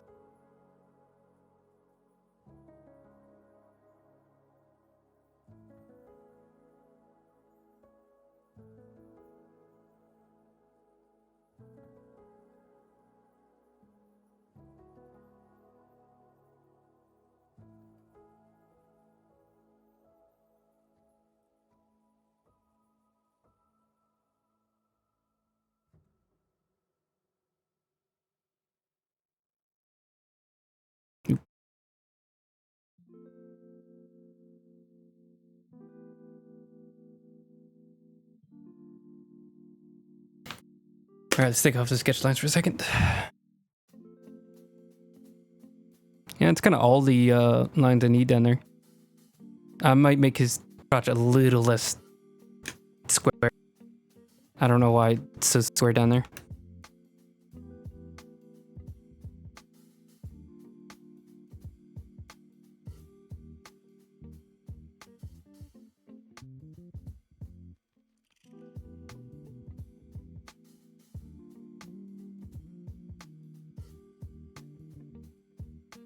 There we go.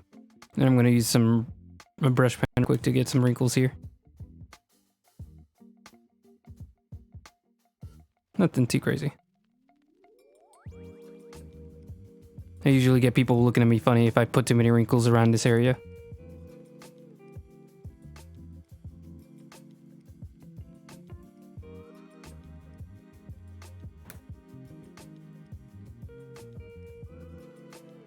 Why is that in one of the brushes?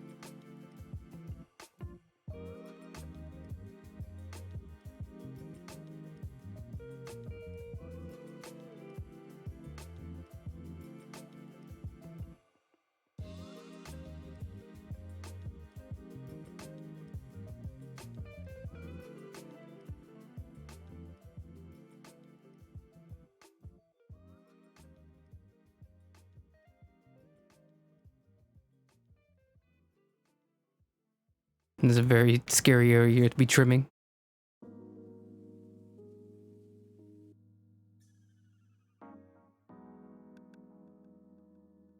Oh.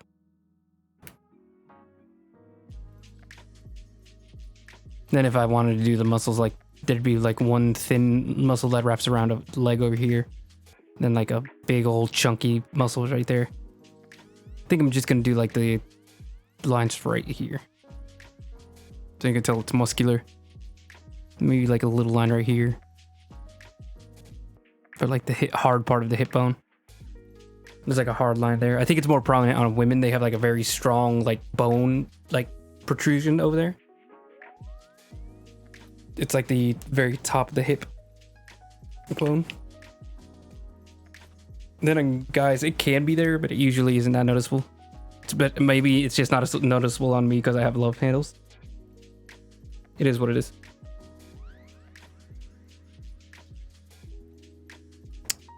And as much research I have done on anatomy, I usually try not to pay attention too much to the crotch region.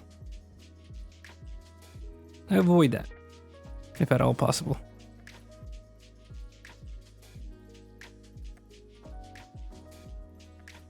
Just not my favorite area to stare at.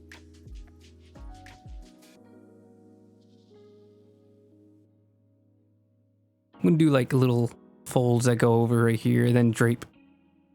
So let me see if I can make it feel a little more natural, like that. Perfect. Like follows the line of the shirt.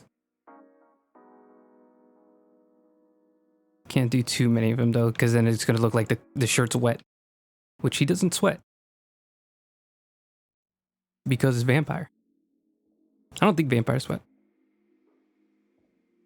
I think I've done a lot of googling on that for like specifically like Vampire the Masquerade, if they've ever mentioned a vampire that sweats. Just to like see if I got that biology right.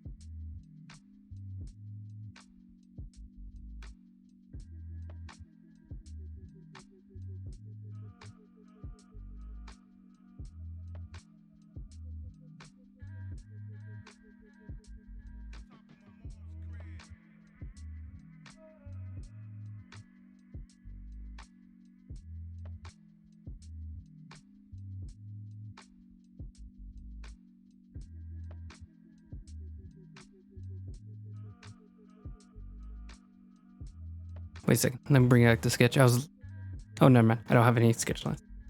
Do I still have my reference sheet? I do not. Pull that back up. See how I do the like wrinkles and folds in his shirt. Okay. I think I try a little bit too hard to make his shirt like cling to his muscles. That's an issue I kind of have with some of my drawings, is that I get so into the anatomy that once I have to erase it and put the clothes on, I'll like refuse. And I'll try to find ways to get around it. Let me make him smaller so I don't have to like, let me just like push him off the screen, because I think we only need him. So like just that area. If it's perfect. But yeah, like I'll like spend all this time like designing his muscles, because muscles are a little different for everybody and the way they look. So I spend like a second like considering like, you know, I haven't drawn this in a while on a character, you know, so he doesn't look exactly like the last muscular character I drew. Sorry, just burped. So then when I have to draw the clothes on, I have to erase it, and I don't like doing that. So I'll like try to find ways to like preserve it.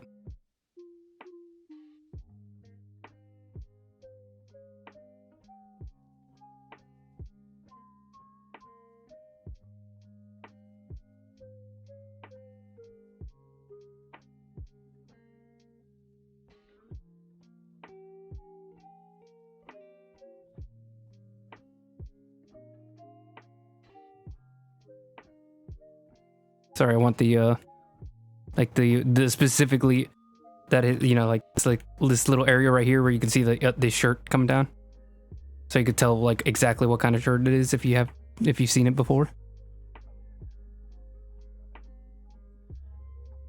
Trying to find a way to show that off, that it doesn't feel too forced.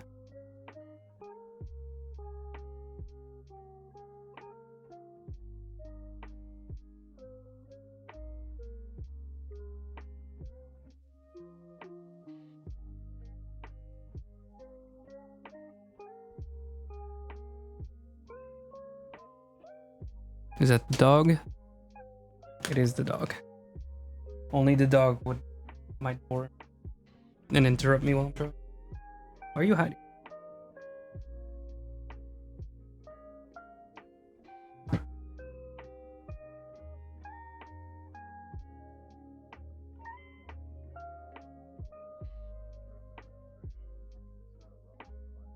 Oh. Yes, you can. Dog. It's not my dog, but I do love him.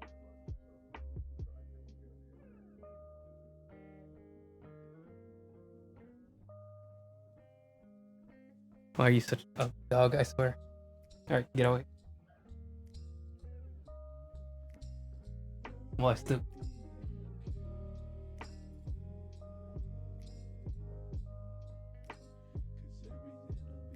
You need those distractions. Alright, back to this. We're nearly done. I mean, I could just leave the rest for later and just go into the flats, because I can do... The wrinkles aren't really gonna like change the shape too much.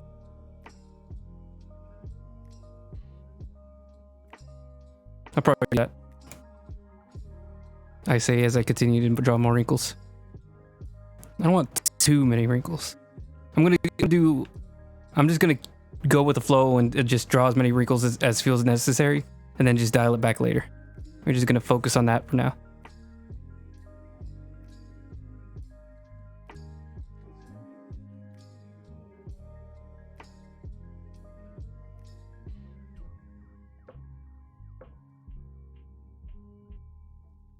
No, that's not making any sense.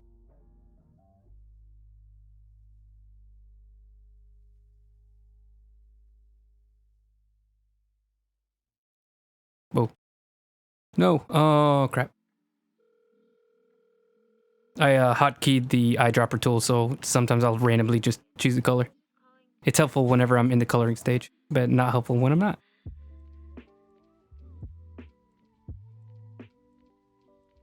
Okay.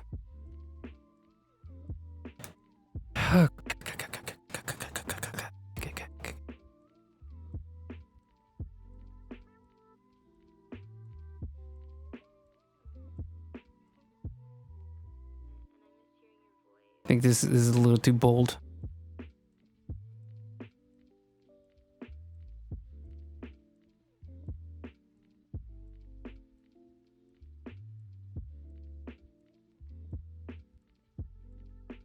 I think this could be smoother. I like the line and the angle, but it's just really not smooth.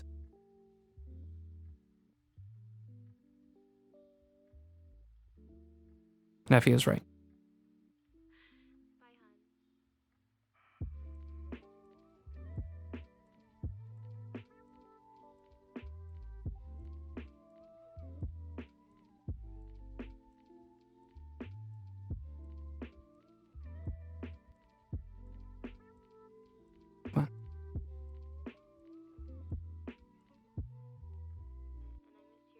There we go. I think we're good. I think we're good from there. Wait, hold on. Just one more thing. Just one last thing. I know I literally go against myself literally every time. Just a little bit of the front back. So specifically, something I've taken from an artist I like, Sean Gordon Murphy. Let me see if I can pull up a net reference.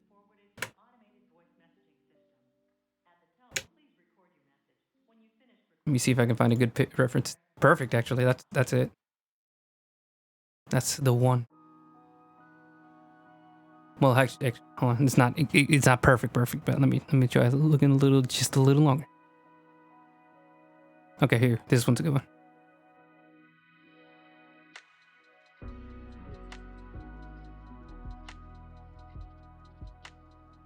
Yeah, as web. Okay. So something that he does with his art that I really took notice to, he also has like a very shadowy style, shadow heavy style, is that he takes the pecs, which is usually like the most prominent, but he also has like a really large shadow underneath the first abdominal. So the second, third, and fourth row usually are completely covered in shadow and get no prominence. Maybe just like the last one, because like the specific shape. Hold on, I'm gonna do this on another layer. Let me get my pen. So here's the pecs. Then here's the first row, right underneath it. Then the second and third just go underneath it. And then the fourth will flatten out. This is a very exaggerated way to do it, but that's kind of what... So let me see if I can do that a little better.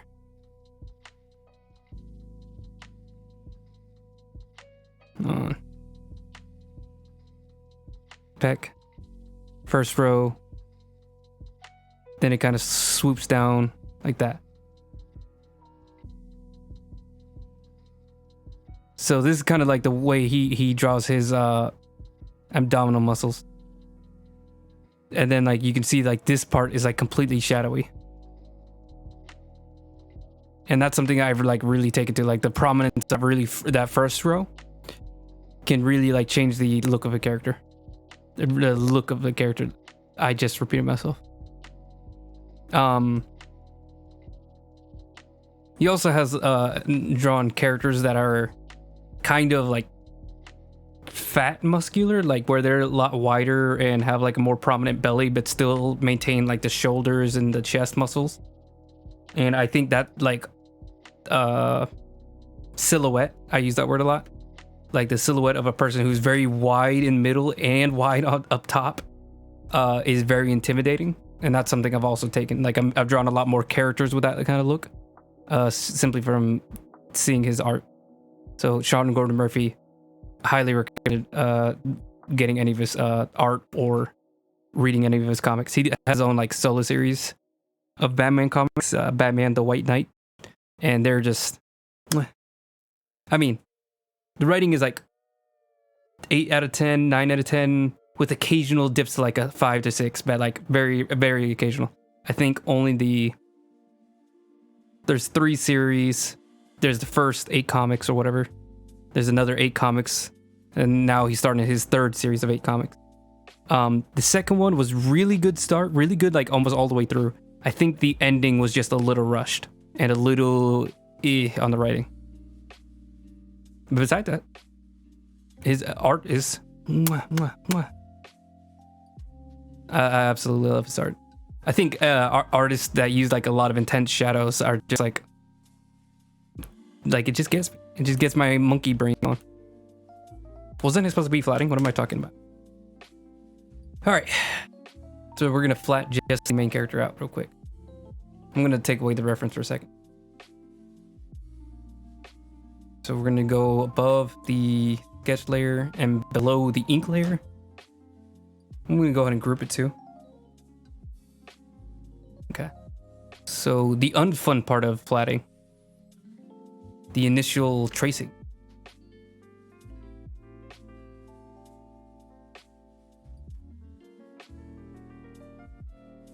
So yep, this is gonna be it for the next like 10 minutes.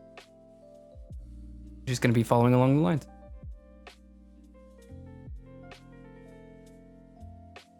But every time we start flatting, like it gets shorter and shorter.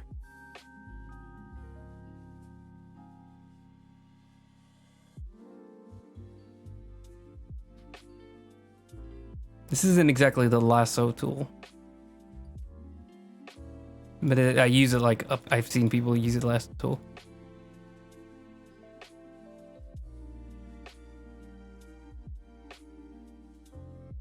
Oh, is there not a lasso tool in Crypto? Maybe that's why I don't call it the lasso tool.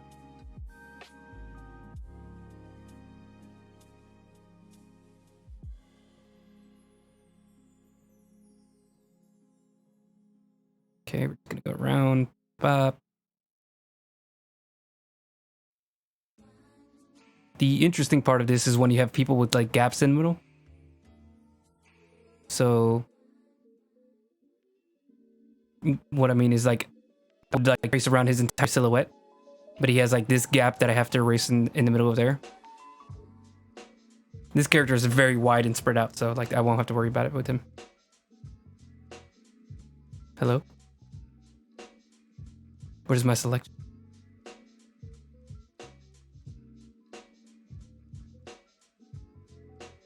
Can I control Z? Will that do anything? Nope. It just did not save any of that just because I switched to a different tab. That's super, super cool. I am absolutely in love with that decision.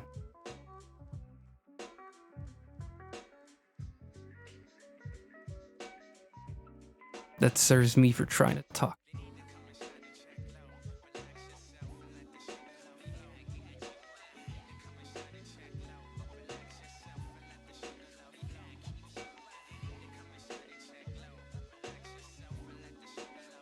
I started using this technique to start out for the coloring during the Bloodborne sketch. I saw some people using this technique, and I think that the reason why it's slightly faster is because it forces you to make a yes/no on coloring a character. So there's not like any room for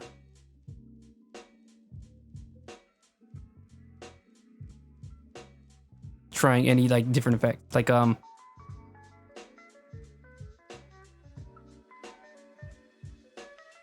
you have to make a hard decision on what is part of the character and what isn't.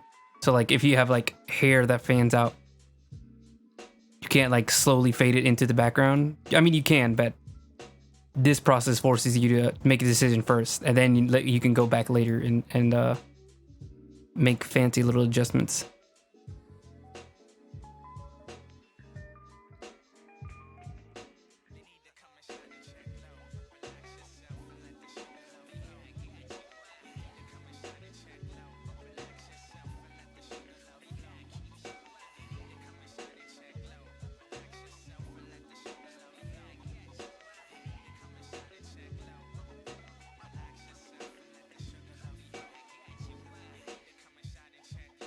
See, like right here, it's not like a direct connection, and I kind of just have to like make a decision, like what is going to be considered part of the character and what isn't. And that's the reason I think this technique is better for, is slightly better for speeding up my process.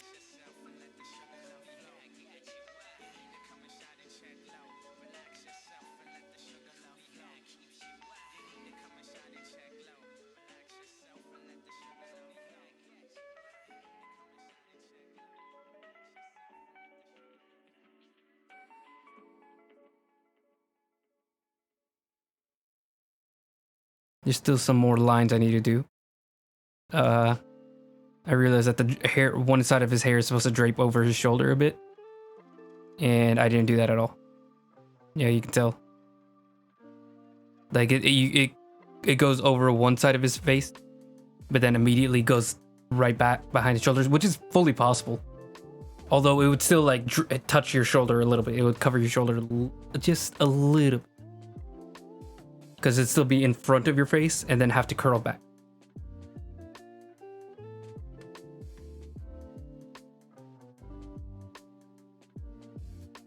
But like I said, his hair is a little messy on one side. Like he just lets it drape over him. So we're gonna have to go back and work on that.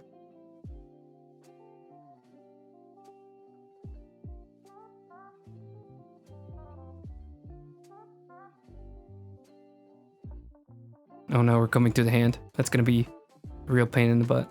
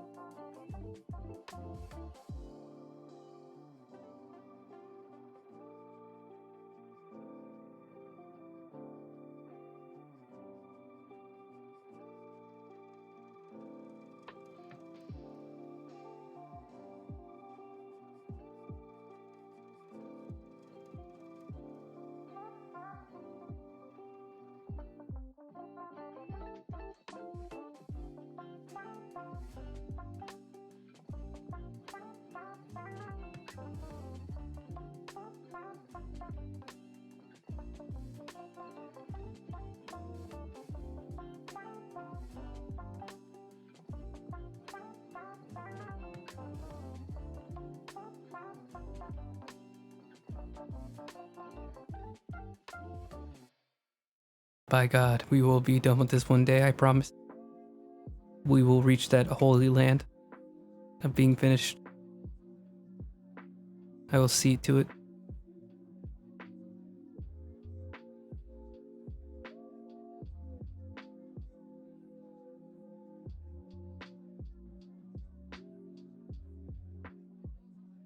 Don't cry. But what if I want to cry?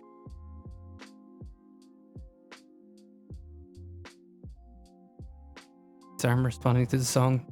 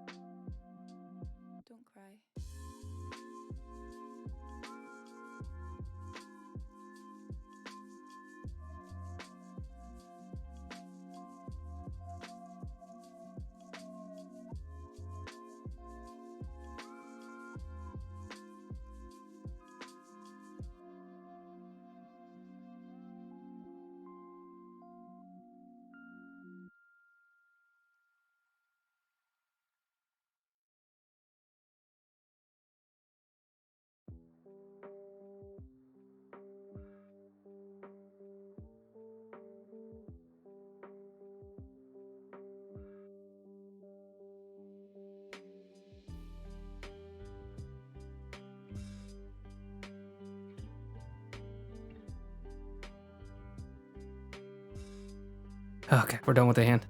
We're almost there. Oh my god.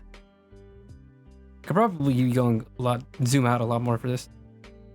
But I'm trying to like keep it as to the edge of the outline as I can. But I think I might be going a little far with that.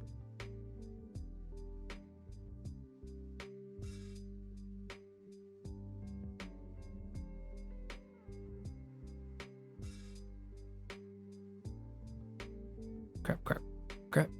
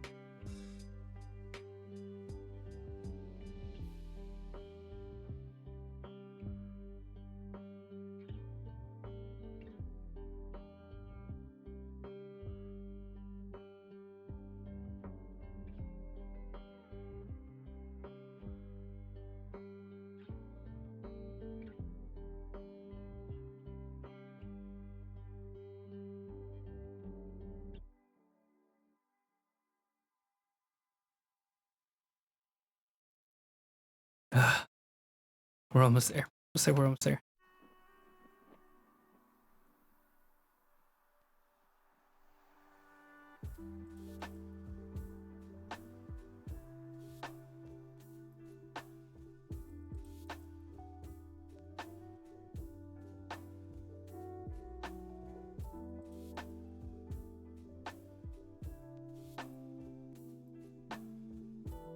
Now would be the perfect time to screw up.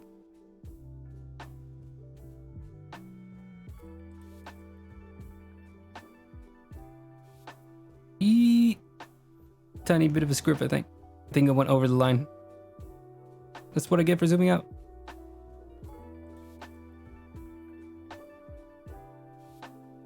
Did I go over? No, I didn't. It is so close, though. It is so insanely close to the edge, though.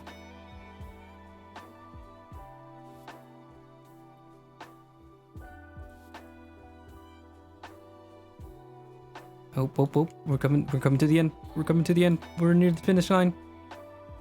Let me zoom out. Because this line's really bold. I can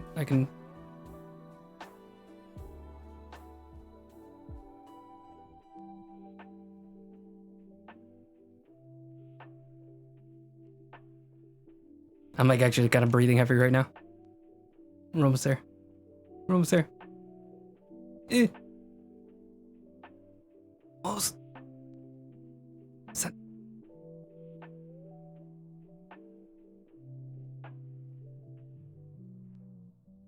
Close to the edge. Oh, why is it snapping? Stop snapping. Stop snapping. There we are. Bah. Oh, that took forever. Jesus, please. What color? We're gonna go with a... Let's try this yellowish pale skin color. Bah.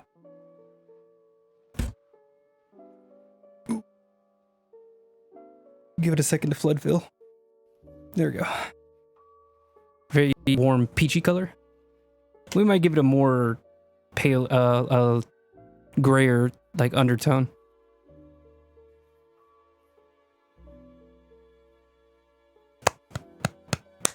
A little too purple. Let's see if we can find a more custom one. Like a pale peach, but like also very saturated. Not too saturated, but more saturated.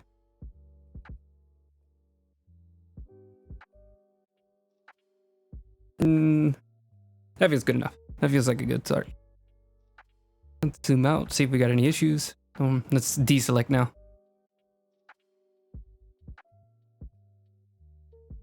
Yeah, no noticeable sections where it peeks through the line art.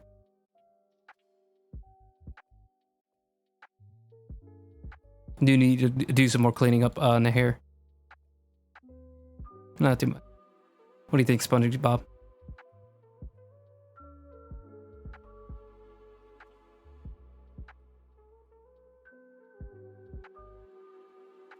Sorry, I got a little distracted. All right, and I did notice an even faster way for me to do flats. I don't know how good of an idea this is, because it might end up biting me in the back later on.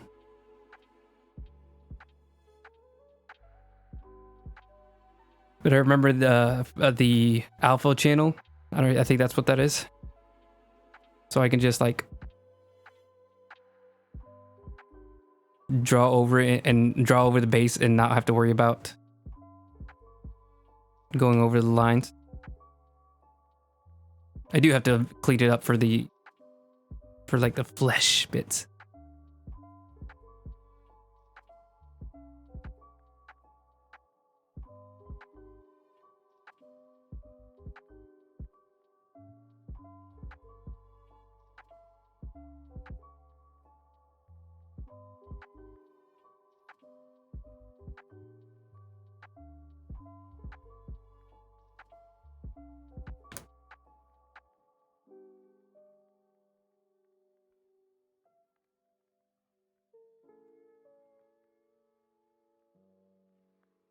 Okay, I was wondering what happened if I turned one of the layers off. It was an experiment, and exactly what I thought would happen happened.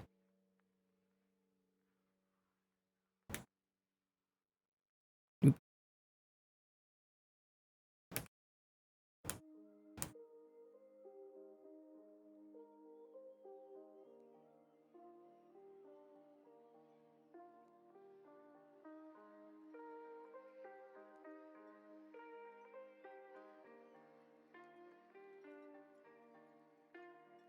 It was a different kind of morning, one in which we woke up with an itch to go explore. We took the van and drove to Sandy Point, then booked it. When we saw we couldn't swim,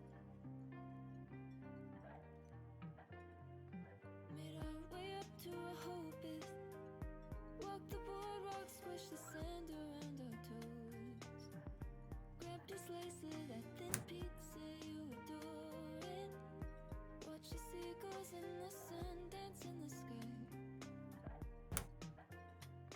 Don't you wish I'm definitely gonna draw him pants. It looks weird if his leggings are flesh colored. That's real awkward whenever you got clothes that's like too close to your flesh, and then you just look naked. It's weird. Naked? Cringe. Absolute cringe. We are not primates. We must wear clothes at all times, or else I haven't thought that far ahead.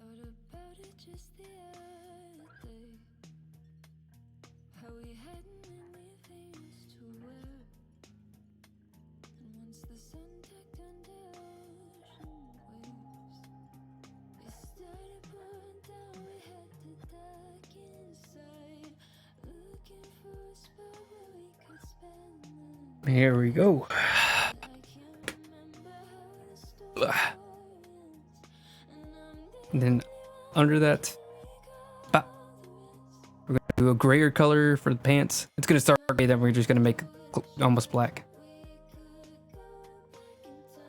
See about this brown color, like this really dark brown. Oop, doop.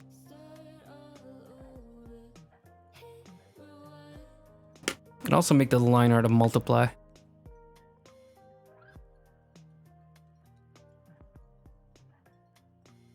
I don't think it really changed much because we're still using warm colors.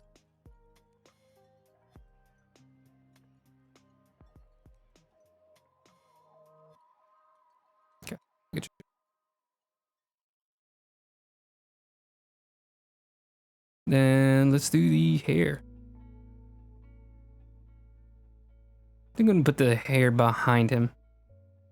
This one I'm gonna do like a real dark blue color. Yeah. Same thing, we're just gonna go alpha channel. Up. That's the opposite direction of where I wanted to go. We're not gonna focus too much on the hair because like I said, we still got hair to fix. Why is the line art not multiply?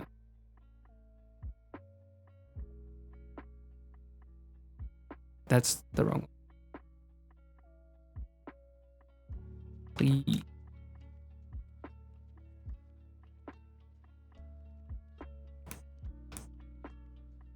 Or does it normally like multiply into black? Yeah, this color. The other navy was way too... Like I want at least a little bit of blue in this.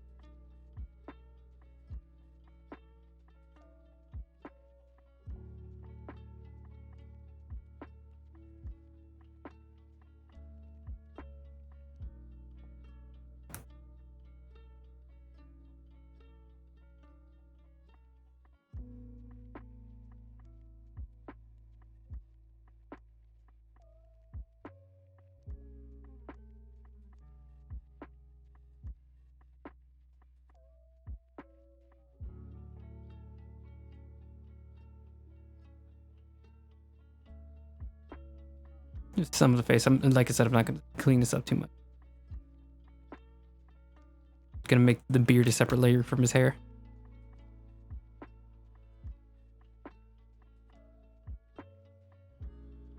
Don't know if that's a good idea, but that's what I'm gonna do.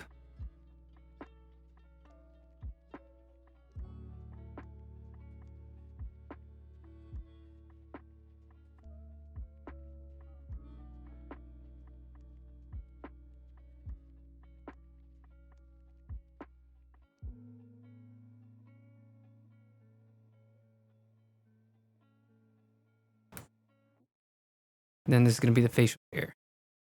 But this one I can actually just make a regular one. It doesn't have to be an alpha layer. Oop. Cleaning that up a bit.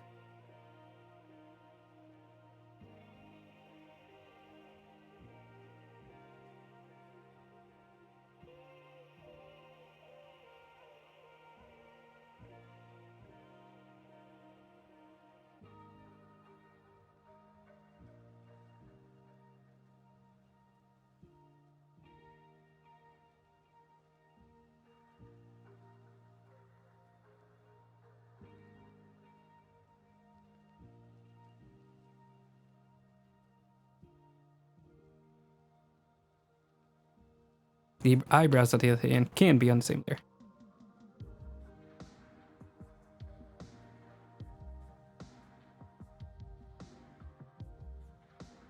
Sorry, just testing stuff.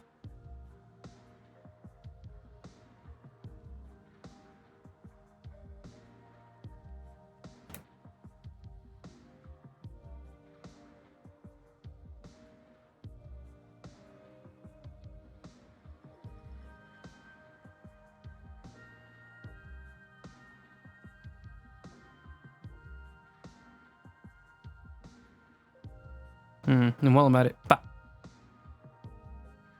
We're gonna get the eyes in. Pop.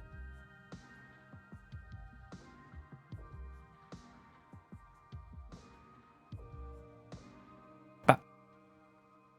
Let's do like a really like grayish color for the eyes, so they're not like too strong of a white that we can, and then we can come back and put like a highlight later.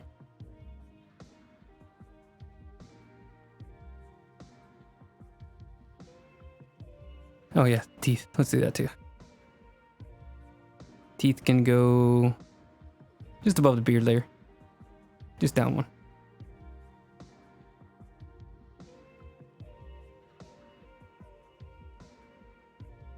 Let's actually put it underneath the beard layer, because the beard should be able to actually go over the teeth as much as you should probably avoid that as well. And maybe some gums too, because his gums are showing. and get a good gum color. That's not a gum color. How about you?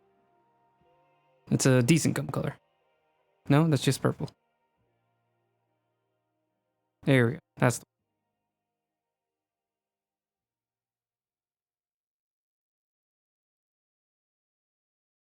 once I spend time separating that first flat, everything starts to get a lot quick to flat.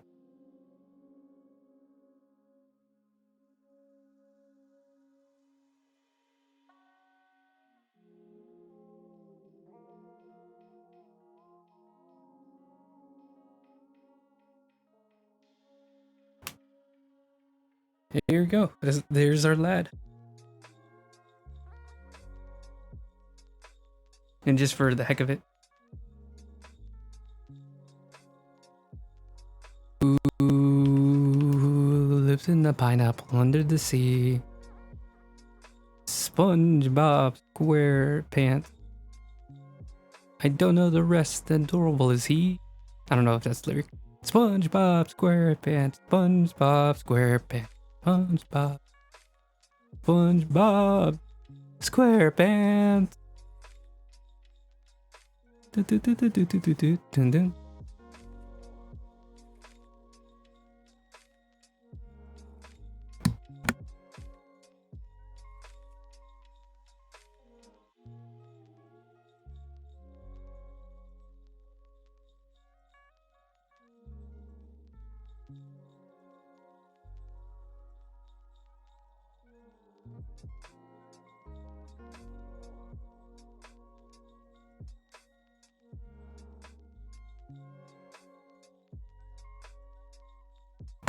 Sorry, there's some car troubles. I need to move my car. And I'm nearly done, so that'll be just fine. Bip. Teeth. But he's got like green spots.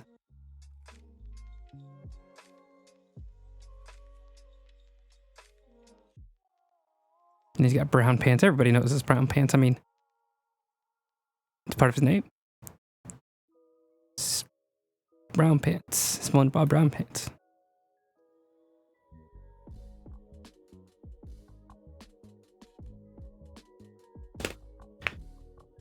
That's so stupid.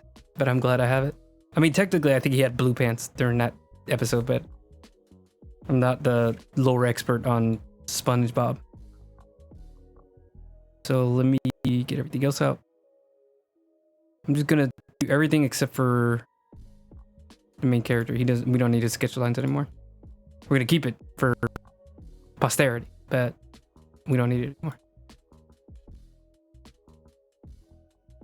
Could we actually keep everything higher opacity now?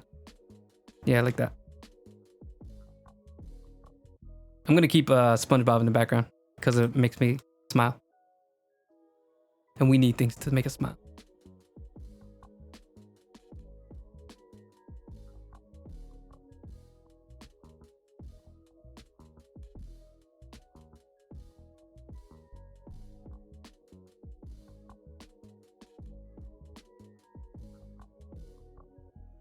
It is May 31st, 2022. I'm naming the file. Okay. All right. We are done for today. We have gotten quite a bit done. Yeah, we had all the sketch lines done for Kai. So, and I think all we had, when we started, this was just the face. So I managed to get the entire body, or at least like 95% of the Kai just sketched out. 100% of SpongeBob. And I even got flats down, which is like another part that takes up a lot of time. Especially the initial flats out. Like I also managed to get that in a single session. Like I really like. Let me get a little bit of a. There we go. Yeah, I'm happy with how fast that went. I mean, I went a little over on time, but I like doing that every now and again. Okay. So we're done for today. I will be here next Tuesday. I don't think I have any plans. I'm gonna just double check my schedule real quick. Nothing should be coming up. Yep, nothing for like the next month, which just goes to show I don't make enough plans. But yeah, I should be just be able to stream just like normal. Keep going on with this. Thank you for being here today. Thank you, even if it was only for a few minutes in the stream. Expect me every Tuesday at 6:30 p.m. if you want to catch up on my other streams. I will also be posting this stream to my archive channel on YouTube, so check down below. Then I also have a time-lapse channel, which is where all the highlights are just going to be sped up into like 5-minute chunks. So like you can watch the entire stream in just a 5-minute chunk. That way, if you don't have like the time to watch the entire stream, you can at least catch up on the progress every Monday. I usually tend to post the time lapses on Monday. And then you can also see whenever all the time lapses are done, I make a supercut out of them. And I think last Wednesday, I posted the supercut of Masa, the vampire, the Banu Hakim vampire, before this. So you can watch her from the very first like pencil lines all the way to the last little like bit of polish. And that one was very, very fun to work on. I mean, editing is kind of a pain, but you know, it's also, it has its own satisfying moments. Yeah, I'm gonna edit all the little stuff in the background, change the names of the layers and everything. That way it's all ready for me whenever I get to the next session. Then I'll probably be working on more on Orinus, the D&D character that I'm drawing for practice. Literally just practice. And yeah, I think that's pretty much it. Oh, check out my Instagram, Raul A. Pena. It should be the same name as my Twitch. I might add art to the name. Just because like I feel like it makes it a little bit more obvious that it's an art channel. I don't know. Maybe I'm overthinking stuff. Just rolling ideas off the top of my head. It's still early enough that I can just change my name and it won't like completely ruin everything. Anyways, so yeah, my YouTube channels. Obviously, you are already on Twitch. Come check me out here. Instagram is where I post all of my drawings. Well, the vast majority of my drawings and the most up to date. And then also check out my DeviantArt because that is where all the drawings will go to, even the bad ones. I've already posted some of my drawings that I'm not happy with on my DeviantArt. Oh no, I haven't. Hold on. No, I haven't. There's some drawings I'm not happy with that I'm gonna be posting on DeviantArt eventually. I didn't want them showing up on my Instagram. That's where my best stuff goes. So yeah, DeviantArt, Instagram, 2 YouTube channels.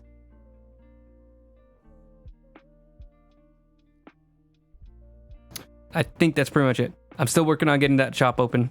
I just haven't had time to sit down and look at it because it's a little complex. It's Printful is what I'm going to be going with. They just have like a lot of options as far as like printing and shirts, and they're actually like cheap to buy. Then I'm gonna have to do thinking on like sizings for shirts, prints, art prints, that kind of stuff. But yeah, all that should be really exciting whenever I actually sit down and get ready to announce it. I'm just not sure how I want to announce it. Yeah, that's pretty much it. Thanks for being here. Have a great night.